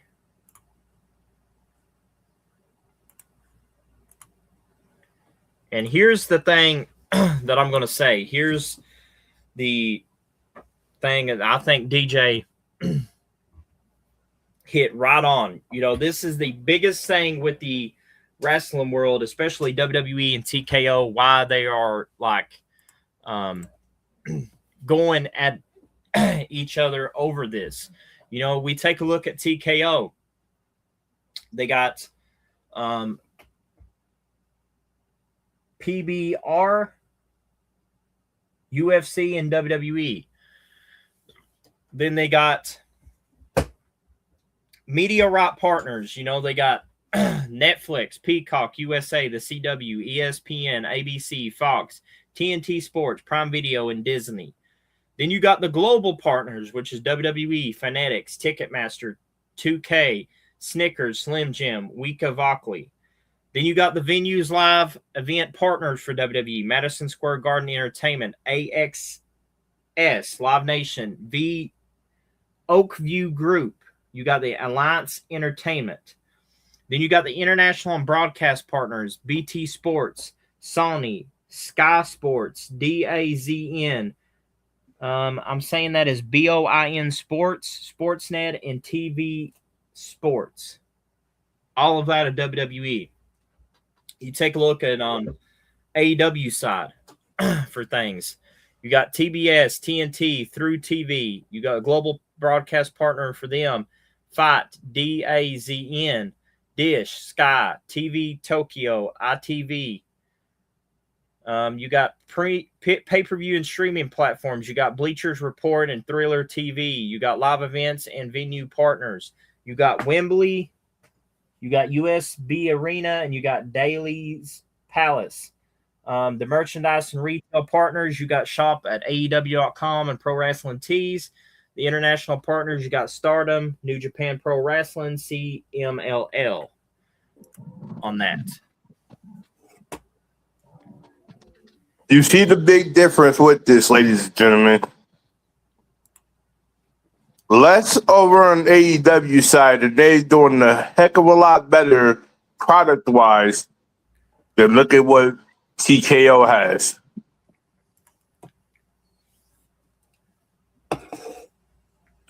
And the biggest factor of this, and this is what kills WWE the most, the partnership you got with Stardom, New Japan, and CMLL. And you have a better streaming platform with Bleacher Report and Thriller, and also having cable providers as well. But look at the media rights compared to what media rights AEW has. You're basically sticking yourself behind the 8 ball with nothing but streaming platforms. There's your biggest downfall. Am I wrong, CJ? You're not wrong. You're sticking yourself behind Netflix, Peacock, ESPN, Disney Plus, Prime Video. Why would you stick yourself behind these platforms? You're not getting as big of a viewership behind those platforms, because I not understand we're in the day and age where streaming matters, but at the same time, you are killing cable television. This is something AEW is doing better than WWE, because the cable provider should be your number one asset, and that's what's killing WWE.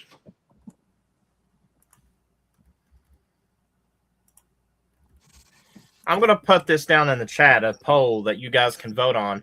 You guys got two options. Are you guys an AEW fan? You can vote in the chat for AEW, or you're a WWE fan. Voting poll is still up. So you guys got every right to vote on it, on how you feel. We will take those votes at the end of this podcast. So we will tell the winner of this. So by all means, vote and express on how you guys feel as fans. That's what we care about.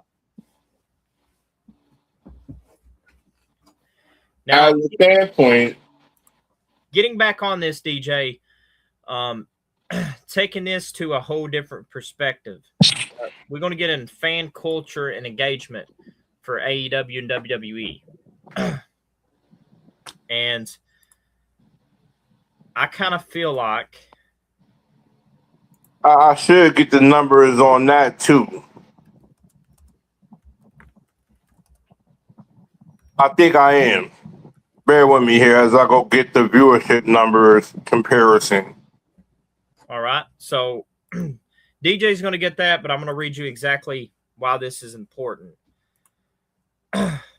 Fan culture, engagement, the IWCD, tribalism, and community dynamics. Why this is so important for WWE and also AEW. We're going to get into that right now.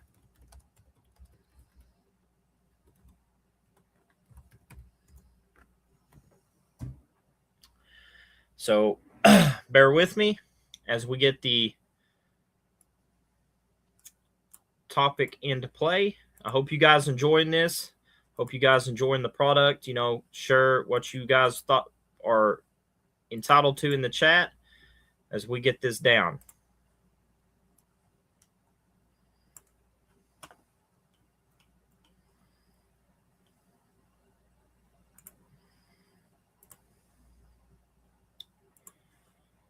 We get this down.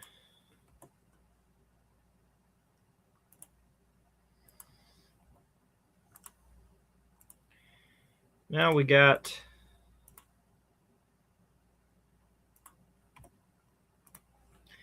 the fan culture engagement. We're going to start off by WWE.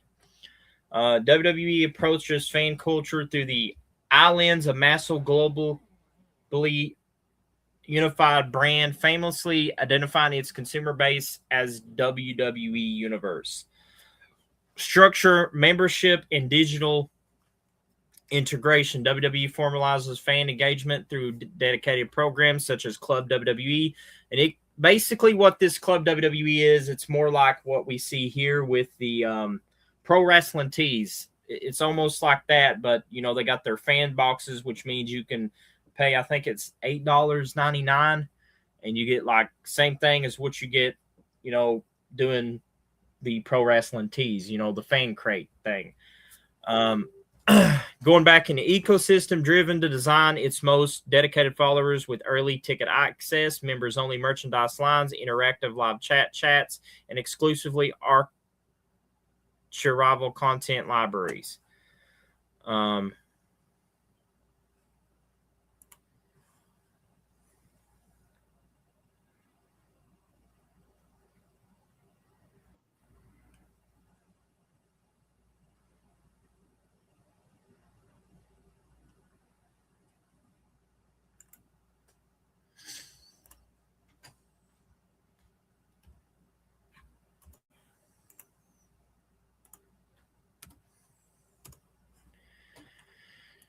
Now we get back to the old grind.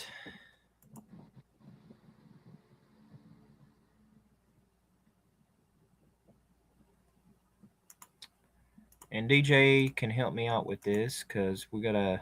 Yep. I just basically put a picture that crunches everything. And I think this is the picture right here that we need to follow. WWE viewership, global reach, massive audience, 350 million plus total global viewers. WWE Raw, 1.5 million. WWE SmackDown, 2.5 million average viewers. 100 countries worldwide. You know, we take the key highlights, DJ, and we will get into these key highlights as our topics here for this chat, as well as, guys, you guys feel free to that live chat here on YouTube. You guys more than welcome to how you guys feel in live chat. Pioneer of sports entertainment for over 70 years. We're going to get into that topic. Do you feel like they are pioneer of sports entertainment for over 70 years? In retrospect, yes. But as of right now, you're slowly but surely diminishing what brought you to the dance. If I could be honest here. What have you bought to value that number of 70 plus years? You built your product for the fans. You built your product to be counteractive. But at the same time, are you counteractive when it matters the most? Keep that in mind, ladies and gentlemen. Because what we are seeing in today's standards of WWE is not the best product.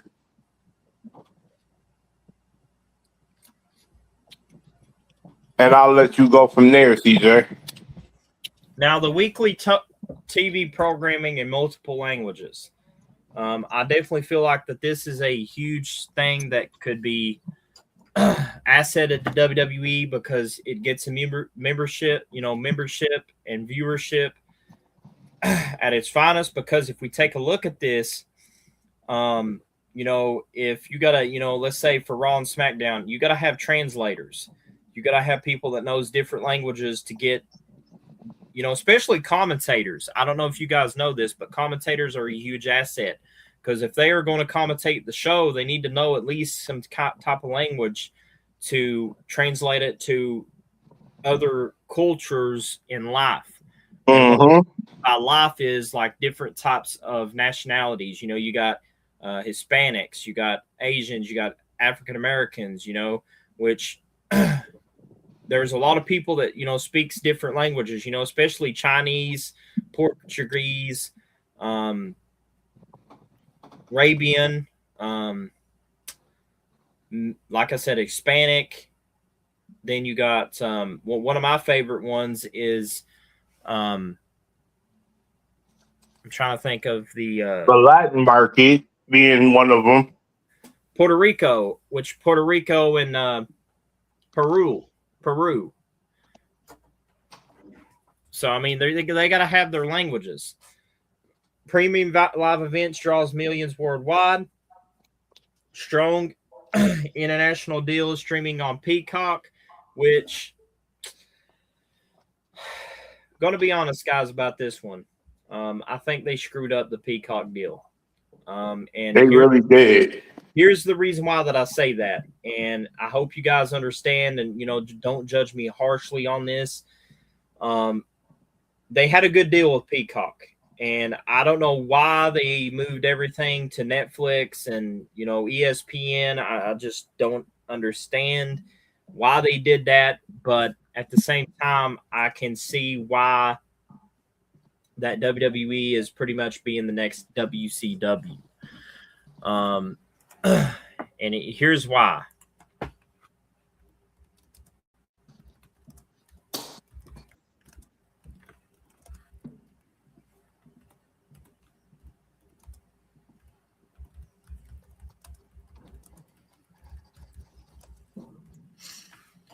Here's why that I think they are going to be like the next WCW. Corporate overmanagement and disconnection from the core audience. That is a major key factor. And I'm going to explain this other key factor when you're done, TJ. And here's the reason why that I'm going to say this is a key factor. When you don't listen to your key audience,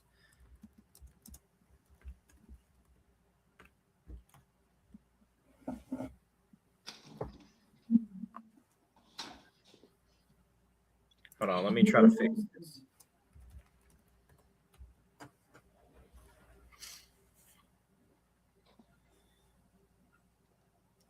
Okay, DJ, I'm trying to fix this. Now, I'm going to say this as the biggest key factor why WWE kind of moved away from the TV side and moved to streaming platforms. I'm going to give you one big case in point here. They were afraid of the competition factor of Monday Night Football and NBA games.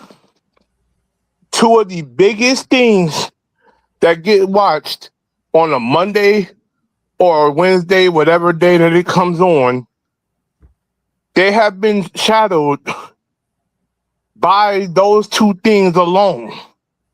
And wonder why you say, oh, we move to streaming platforms, we can get away from Monday Night Football and the NBA altogether. And that's why you're seeing the decline in WWE viewership now. Just keep that in mind, ladies and gentlemen. They couldn't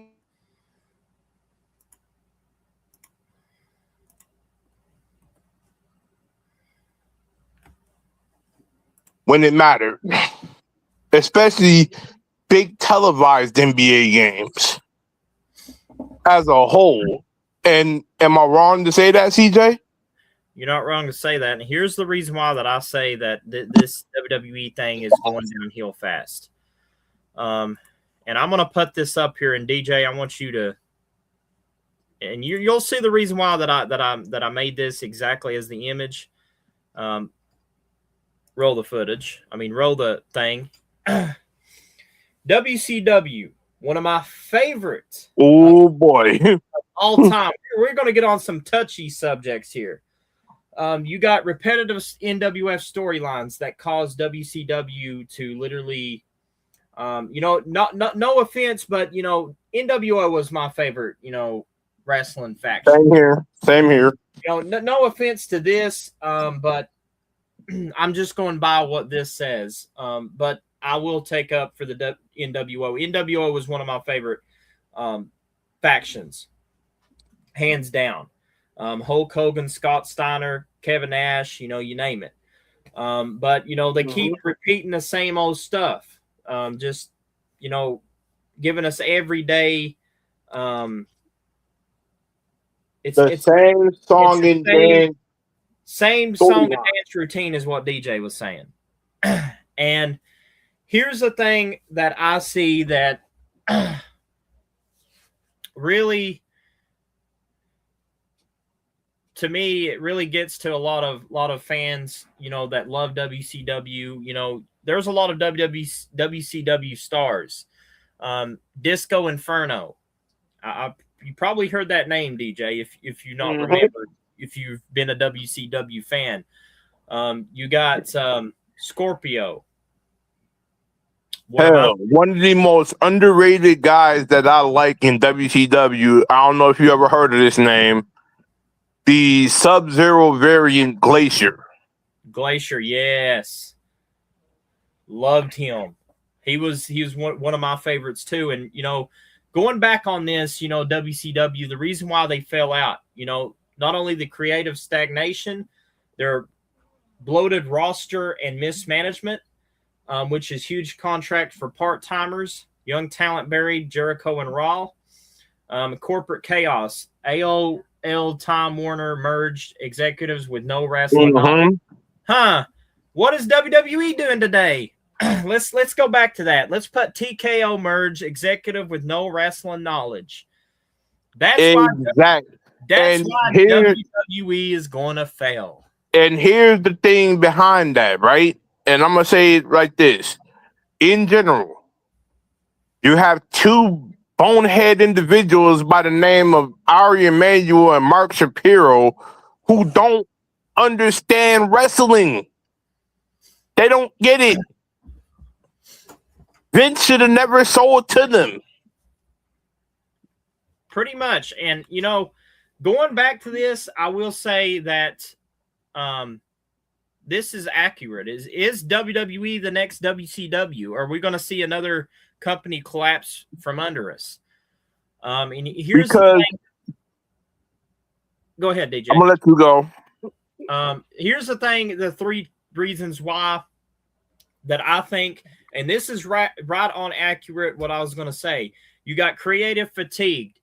Formatic 3-hour Raw, which is now 2 hours, but still their formatic 3-hour Raw, predictable 50-50 booking, which now probably lower than that, probably 30-50 booking, if 30 to 20 booking, somewhere around that criteria. Part-time legends, especially, you know, people that, you know, they use and don't really give roster cuts to, but they cut people that are good stars that they could use, but they don't want them on the roster. It's pretty much a political system to where you got to kiss their ass to stay on the roster. TKO's corporate merger, which is Endeavor's ownership focus on stock price synergy over storylines. So in other words, they care about the money aspects and, you know, the global domination, which means, you know, the wrestling territories, like I said before, with, you know, going to, you know, United Kingdom, Saudi Arabia, you know, Italy. They're trying to monopolize everything. Pretty much. And this is the reason why it's going to WCW, because if you read that corporate chaos there, AOL Time Warp merge, executives with no wrestling knowledge. Wonder why TKO is having feedback from Jonathan Coachman. Wonder why some of the bigger names in WWE are literally pulling back. Wonder why a lot of names, especially in WWE, is going to the indies, because indies, the independent scene has more creativity of freedom to do what they want as a gimmick, and they have more lineage of who they want to be as that wrestler or as that gimmick. Now, I'm going to say this as a whole, and I got to give a huge shout out to what I've heard from this man as a perspective. And you probably know him as well, CJ. One, Vince Russo, who does shows alongside Jonathan Coachman, he has been hitting on the aspect that WWE's creative is failing miserably. The writers, all that has been failing. He brings up topics of WCW because of the late great man that passed away, Braves owner and WCW owner Ted Turner. Ted Turner knew he had something built for the fans and wrestling as a whole. Once Ted Turner kind of shifted that momentum, Vince Russo kind of picked up the slack of what Ted Turner and Bischoff and Russo came together and did something to take WCW to a whole new plateau. While Vince was stagnated by the aspect of what WCW was doing.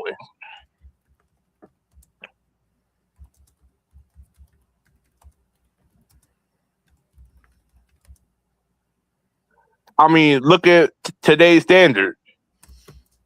You're not even utilizing your women's division properly. You're throwing together tag teams that don't have no synergy. You're putting names on the forefront that shouldn't be put on the forefront. Why do we have Logan Paul? Why do we have all these names that shouldn't be utilized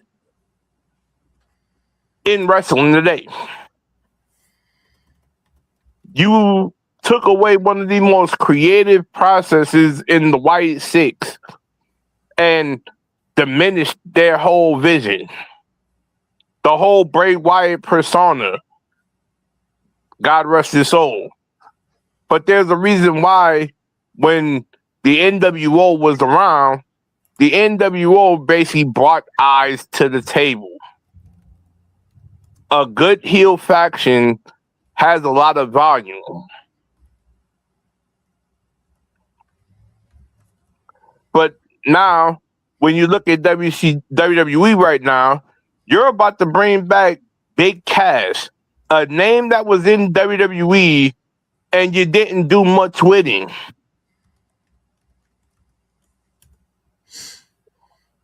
All these names you're bringing to the table, you're oversaturating your roster, and you're not utilizing people that should be utilized. When are we going to never see a good run from Alexa Bliss? When are we ever going to see a good run from a Michin or Mia Yim? When are we going to see a good run from B-Fab? When are we going to see a good run from Julia? We're not going to see that. Now, going back to the why I think that WWE's biggest problem, why they're going to turn into the next WCW, is they hire people that have no knowledge of wrestling. I've said this before. And we see it with storylines, you know. And I really think that if they don't step up their creativity, it's going to be another WCW. That's all I got to say about that. WWE right now is turning into WCW 2.0. Pretty much. They are being outmanned and outgunned by TNA. You're being outmanned and outgunned by AEW. And we ain't even speaking on the aspect of what TNA is doing right now. They are putting better product than WWE, and WWE is not even utilizing the talent that they got from TNA. I mean, hell, case in point, why are we not seeing Jordan Grace on the roster?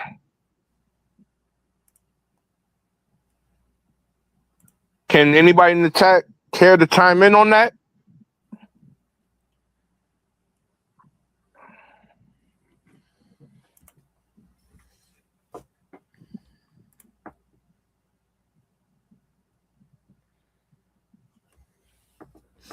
Now, we're going to get into the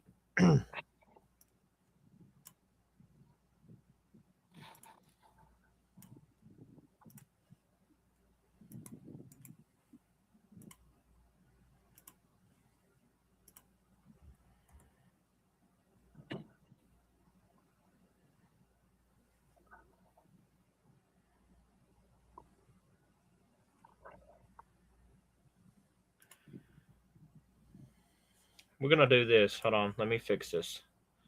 Because this didn't.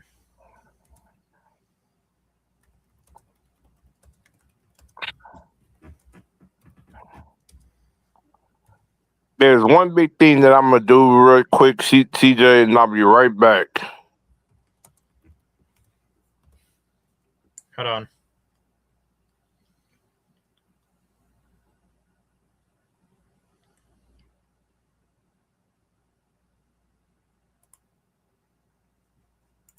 I want to get in this topic. I kind of feel like that this is important as well. Getting back onto this, I'm going to try to upload this real quick.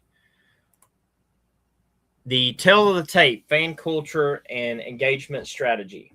And here's the thing is WWE the next WCW and AEW being the next WWF. Here is the thing that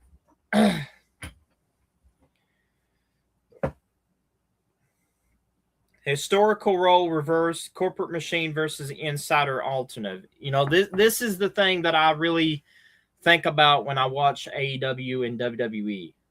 Is WWE going to be the next WCW? Or are we going to see AEW like the next WWF?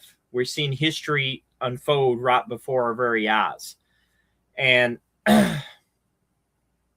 here's the thing that I really liked about this tale of the tape here, because we pretty much knocked in all barriers around. And I may even do an ECW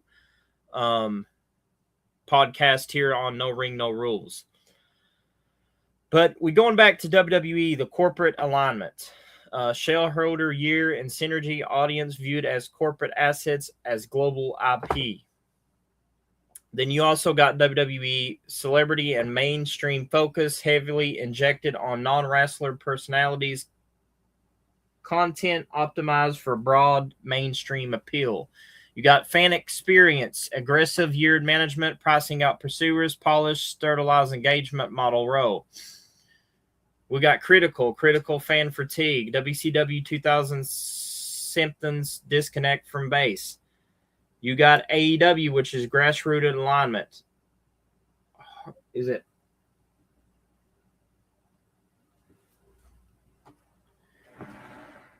Hardcore pursuits and in-ring product viewed as community partners. Wrestlers central focus. Celebration of bell-to-bell work rate. Content optimized for in-person community synergy. Fan experience, accessible ticket pricing models serving the base.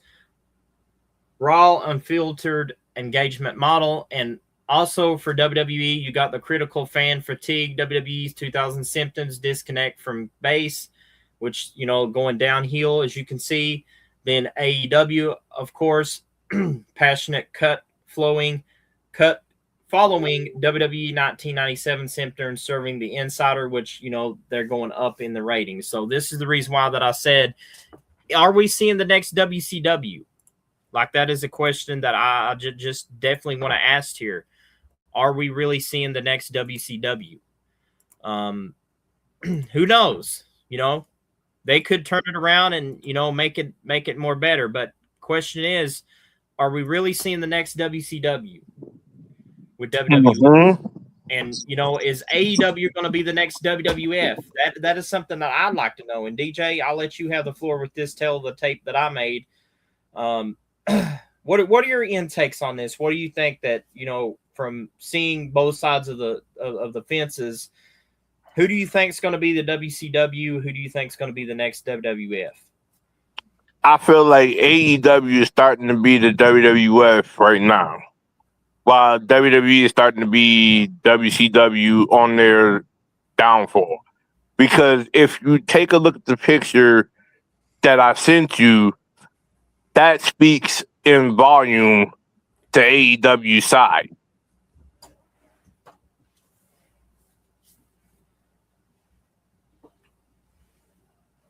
Okay, let's get to this. Biggest downfall, creative inconsistency for WWE. Explain why that's, explain to the viewers out there that's watching, explain why you think that's very important. And if you look at the first thing that's on the WWE side, storyline changes constantly. Look at what's happening with SummerSlam. SummerSlam's card changed constantly. I mean, look at what they did. You put Cody Rhodes and CM Punk in a one-on-one scenario. You got Seth and Roman. You have literally Trick Williams taking on Baron Corbin. You don't have a consistent storyline that makes sense in WWE. When everything AEW is doing is creative storyline structure.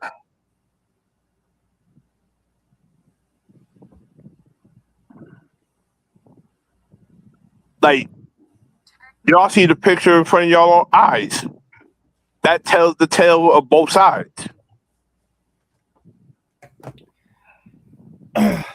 Now, here's the thing that I want to ask you too, DJ, on this. Why do you think the characters lose momentum is the biggest downfall of WWE? They lose momentum because of one thing. Not enough writers give these wrestlers creative freedom. There's a big difference in this. Creative freedom is talked about amongst owner and wrestler. what they want to do. They get a meeting. You don't see meetings between everybody in WWE. This is why we have a lack of dialogue for the wrestlers. They feel everything is supposed to be this big aspect product, but you don't see enough of the wrestlers' creative freedom. This is why wrestlers have a pissed off narrative, and then when they're not on camera and they on their own platform, they speak in general about it. But they don't want to talk about it to the guys as a whole. Look at what you're doing as a whole. Case in point, Alexa Bliss. Ever since she came back, she hasn't been utilized or has gotten a major title since holding the tag team titles with Charlotte Flair. Another thing, case in point, Julia, ever since she arrived on the main roster, why haven't she gotten a major title? There are names that are much more deserving of a major title hold than what we have in front of us. And I know you agree with that 110%. Yep, definitely agree. And why do you think that repetitive and predictability, especially for storylines and title reigns, is their biggest creative inconsistency for WWE? Let's put this in perspective here. Why do we need to constantly see a Roman Reigns? Why do we constantly need to see a Jey Uso or Jimmy Uso? Why do we need to constantly see a Charlotte Flair or whatever? Nothing against these names. But at the same time, why are you putting these names on television on a constant basis and we don't see names like Julia, Alexa Bliss, so on and so forth?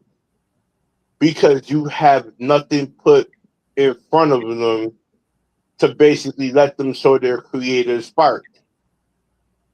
You think just because you got them on the roster that, oh, we can make them buried under the names we want. Why do we have to constantly see Nia Jax on our television screen? Why can't we see another woman that's being better?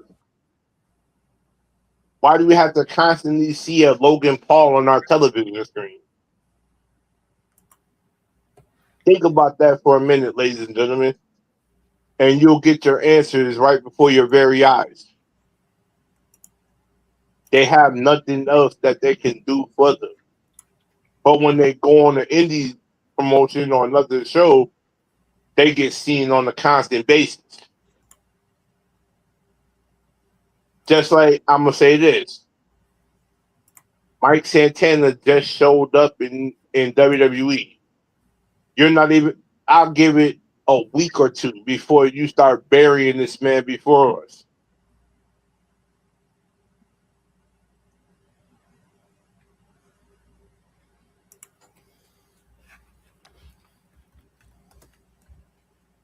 Like, hell, you are burying right before our very eyes a name that should be more predominantly seen on our television screen. Natalya. And don't even get me started on what they are doing to her. But I'll pass it over to you, CJ.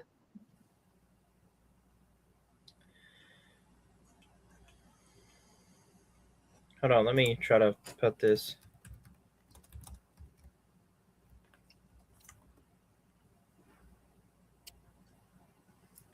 Getting back over to WWE.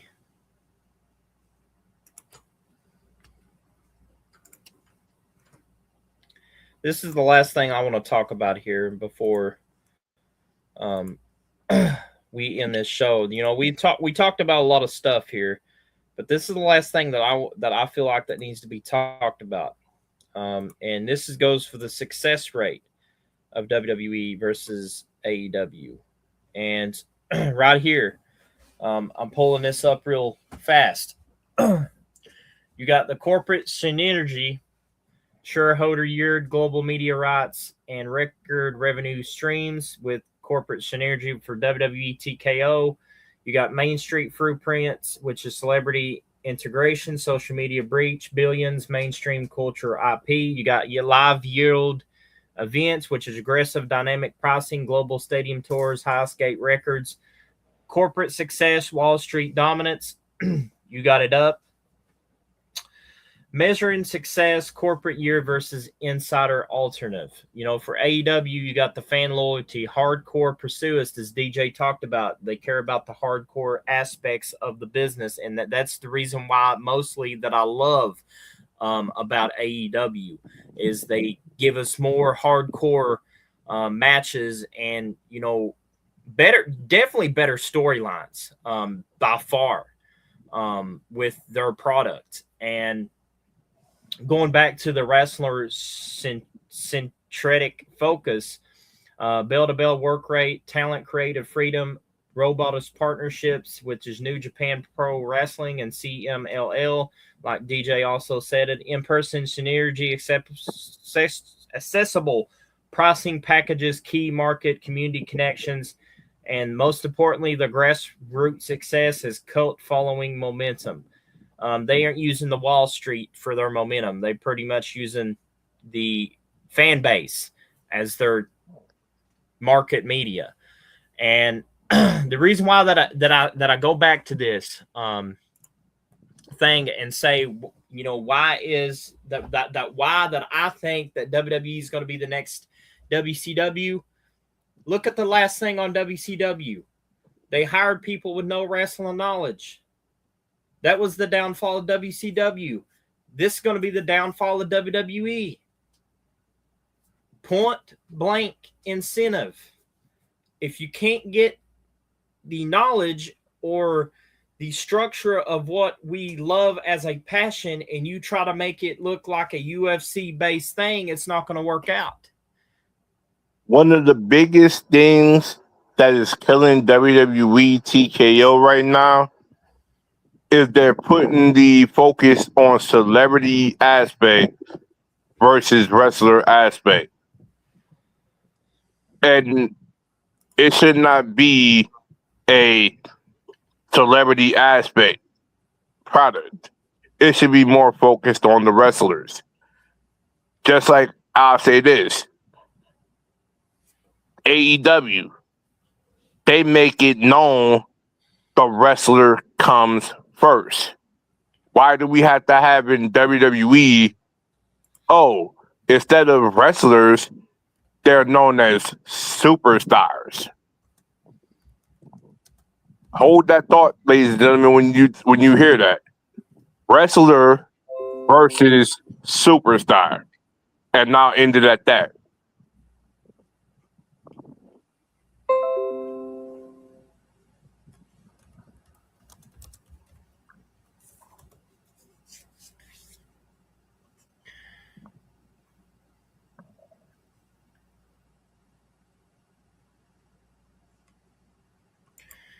Now, we're going to get back on a thing that DJ just said. And I really thank you, DJ, for bringing this up because you actually now made this a topic just by what you said. And I hope you know you got yourself in this too. Mm-hmm. This is actually the most valuable thing that I've seen with AEW. You got the right side with WWE, of course. They centralize funnels, synergy mandates. They only care about corporate security, replacement assets, replacement talent. They only care about mainstream appeal and brand loyalty. Then you got AEW over here that's caring about talent freedom, storytelling, anatomy, which that right there is the two biggest things why they're succeeding so far in the business. Exactly. And the reason why that I say this is, you know, crucial. This is something that I would say that's mandatory for AEW. If they continue this storytelling and give talent freedom, I can guarantee you that they're going to make WWE look like they don't know their shit, because AEW is hiring the right people that knows wrestling, that knows how to tell stories, that knows how to make that story come to life. And that's why AEW is succeeding. Not only that, the industrial leverage of this, their bidding wars, their lighter schedule and market options. You know, like DJ said, they got plenty of market options as streaming wise that they can use that pretty much screws over WWE technology wise.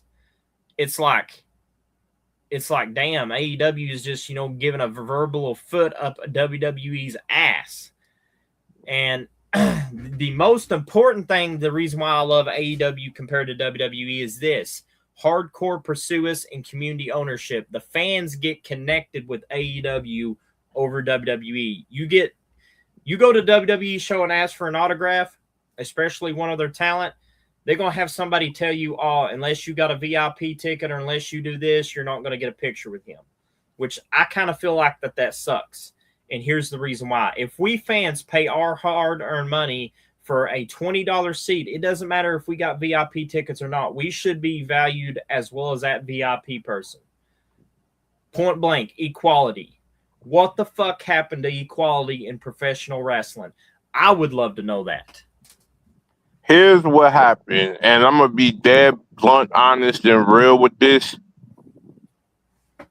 Corporate greed has corrupted WWE's mindset. And I say that for this reason. The corporate mindset is, oh, we value the money. We value this, that, and the third. But then you bury talent for the money. Who has been your biggest eye catchers in WWE versus AEW? Your biggest eye catchers have been, oh, look at AEW side. Jon Moxley, Claudio Castagnoli, Pac, Kenny Omega, the Young Bucks, the list goes on. WWE side, we only care about, oh, these select names. A Roman Reigns, a Jade Cargill, we only care about Fatal Attraction, JC Jane, and all them. Fallon Henley. Why are we not putting more emphasis on an Alexa Bliss? Why are we not putting emphasis on the Julia? Why are we not putting emphasis on a Braun Breaker? There's a reason why most of these wrestlers have a hard time getting creative structure, because WWE is not willing to put these names on the forefront. Now we get on to something that I want to talk about. DJ brought it up in one of, I think it was last episode we did with this. And I think that this needs to be talked about too before we end this podcast, is this: the female wrestler versus eye candy. And we know who we talking about when we say eye candy. We talk about the AEW side of the female wrestlers. They focus on in-ring focus, technical mastery, storytelling, ring psychology, main event attractions, character archetype, legit competitor, title chaser, gritty and unfiltered. Also, fan connections, respected for ability, community ownerships, build-a-bear performance, creative respect, the new era standard, the clash, artists versus IP. Now we get to WWE. The WWE more than eye candy. They aesthetic appeal, celebrity approach, crossover, side story focus, character archetype, valet, manager, marketable IP, polished and script, fan connection, marketing asset, broad mainstream yield, visual first engagement, media, mainstream rich, then the corporate vision. Here's what I say, between the both of these two, between the female wrestler and eye candy. The female wrestlers you know, especially with AEW, the reason why that I love AEW more than I do the WWE, they treat their female wrestlers like actual wrestlers because they give them storytelling that they don't care about the sexuality part of a woman. They put a woman in the ring same as they will a male and pretty much work a story around them to where women get equality and it's not based on sexual conduct. So what I'm trying to say is they don't use them as eye candy. They don't use them for, you know, like WWE. Oh, I'm going to, you know, as Vince McMahon, you know, oh, I'm going to just show puppies out on Monday Night Raw, or I'm going to show buttocks. No, they don't use that for that. They use it for a wrestler's standpoint of view, for the professional side of business. They don't use them for the eye candy and the sexual conduct just to get viewership. They use them for the real thing that the wrestling business should be about. If a kid was watching, here's where a lot of people got to understand. If a kid watches professional wrestling, what do you think they want to see? Do they want to see the adult side of wrestling, which is, you know, almost like nudity? Or do they want to see a female wrestler with good morals and a good personality that does not show her body off, but also at the same time that wants to work as a wrestler to be treated like the male wrestlers and put in the good work? That's the two differences between the AEW side and the WWE side. And here's where I'm going to put a name out there that is holding a lot of volume right now, and I respect what she's doing on the AEW side. Mercedes Moné, a.k.a. Sasha Banks. Sasha Banks in WWE was not getting the attention she deserved because she was being used as eye candy, just like Charlotte, just like so many of the names I can mention. There's a reason why when that whole incident happened and Charlotte and Mercedes and Naomi left, it's because they got tired of what was going on behind the scenes and why they was not being utilized. It's a whole difference in perspective. The female wrestler gets outshadowed wrestler-wise because, oh, how she looks, because of her body, this, that, and the third. I can go down the scenario things because if you look at WWE's product and how they have their camera angles, they solely on the select things CJ mentioned.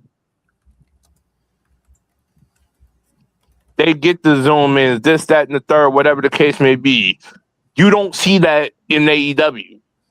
They stay solely based on the wrestler, the moves, the aspect, the angles of catching the move.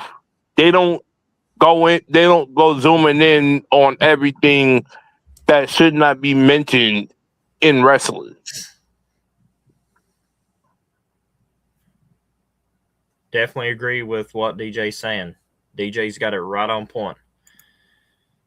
Now, before we end this podcast, I want to do what we call the final verdict, and we're going to get into the main event topic. We're going to take this off, of course, and we're going to add the image file to this. Okay, let's see if I got the right one. Okay, yep, right here. This is the huge thing with AEW that I like about it. Not only the creative philosophy, but the fan identity, which is the IWC Pursuist, community ownership, and wrestling first. DJ already said it. AEW's, you know, I even think there was a guy that came in here yesterday that was, he even said it too. I can't remember his name. I think his name's Don. He touched on that. They care about wrestling first, and you know, shout out to you on the podcast. WWE's more side. They only care about entertainment first. It's not wrestling. It's pretty much, you know, them pretty much being an entertainment business, not a wrestling business. I will say this also, and I'll let DJ have his final verdict on this. Who he likes the most between WWE and AEW, and there's a reason why that I like AEW also because of WWE, not because they are not sexist towards a woman and don't try to treat a woman like she's eye candy, but at the same time is their hardcore fan base. They will take something that they have either watched or studied on from ECW and apply it to AEW, kind of like what was it, Chris Jericho and Tommaso Ciampa match. That match was amazing. I mean, I could rewatch that and get 10 different storylines that I can use, later down the road. Or, even in my eFed career, with TNA that I could use throughout. But at the same time, they got better storytelling because there's a factor here because they have hired the right kind of creative story writers compared to WWE that don't have anything going. I mean, we see it. Even DJ can agree, and I'm pretty sure you guys in the chat can agree. WWE has lost its story creativity. They've not hired the right people for storyline, and to me, that really brings the issue of the question that I've asked before: is WWE the next WCW? That's the major key factor there. But DJ, you got the floor for the final verdict. Now, I'm gonna say this as a whole. AEW has done something epic, monumental, in a way that WWE just can't seem to comprehend. And that brings me back to what happened on Monday Night Raw recently. AEW values their go-home shows before pay-per-views. Look at everything that took place. Look at everything that happened. Look at all the build-up that happened to these matches that happened at AEW's recent pay-per-view. Compared to what you see at that's coming forward with SummerSlam, I mean, the biggest thing, and I'll take the line that JD from NY206 said. Shout out to him. He basically said this: you are killing the product all because you're over centralizing these certain people that's killing our interest in watching you. Case in point, like he said with Danhausen. Why do we have to see Danhausen on an everyday basis? Just because the kids come in and say, oh, you are cursed and we like this aspect and all that stuff, like I said recently in the episode. Fuck that. Your product should come first. Your product should be better viewed by the fans, not what you're doing now. There's a huge reason why you are losing to AEW, why you are losing to TNA, because you want to take these companies and literally monopolize them for the wrong reasons. Let's keep it honest and real. You're not going to build yourself that way. You're turning into WCW 2.0, and that's all I'm going to say to that one.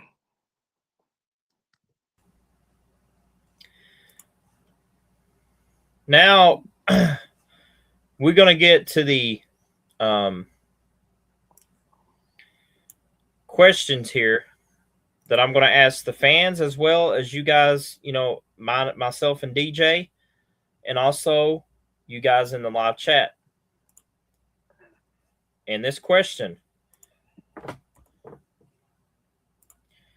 who has the higher success rate in the business war, WWE or AEW? And to me, I'm going to answer it. I think it'd be AEW because, like I said, better storytelling. They hire better creative writers. I mean, even with their female division, better female wrestlers. I mean, I could go on, but I'm saying AEW on this point, and I'm going to turn it over to DJ, and DJ is going to answer the final question. You guys answer this in the chat, and then we pretty much will end this show as the final verdict of this episode. My final verdict, hands down, goes to AEW. Better creative, better storytelling, better aspect in general. You can't go wrong with a product that is giving you what you deserve. Wrestling. And I'll end it at that. Here's the thing that I loved about AEW, and before we end this podcast, is not only because of what I said about the female wrestlers and the storyline, but also their fans. They put them first. If you're going to be able to run a corporate industry like WWE and AEW, you got to connect with your fans, your audience. And that is the main thing. And I want to thank everyone, especially DJ, because I know he's pretty tired. I want to thank DJ for, finishing this part 2 for this episode 7. I want to thank everybody else who made their choice to listen and support this channel. And guys, we'll probably see you for the next one here on No Rings, No Rules podcast. But until then, guys, like we always say here in No Rings, No Rules, talk wrestling, and definitely be passionate about the wrestling business. And we will see you guys on the next one. And ladies and gentlemen, before we go, I'm going to let DJ take us out of here with the outro.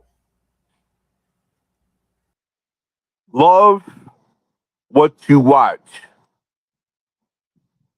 Voice your opinion. Be heard. Be seen. Express how you feel about the product you watch. Because at the end of the day, wrestling is what we love. Wrestling is what we care for.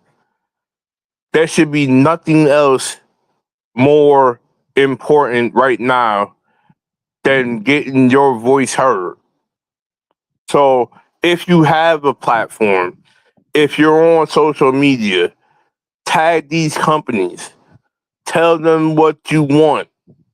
Show your gratification for what you deserve.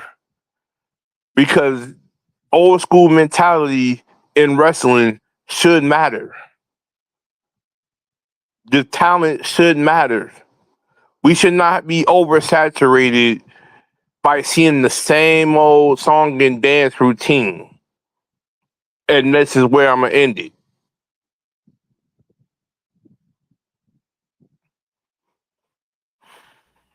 So, ladies and gentlemen, let's hit that No Rings, No Rule theme song.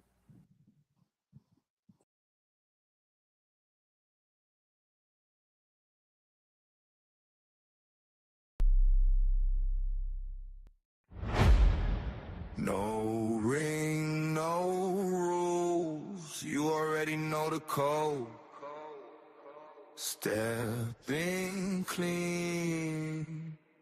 Leave louder. No ring, no rules. We make our own way. No ring, no rules.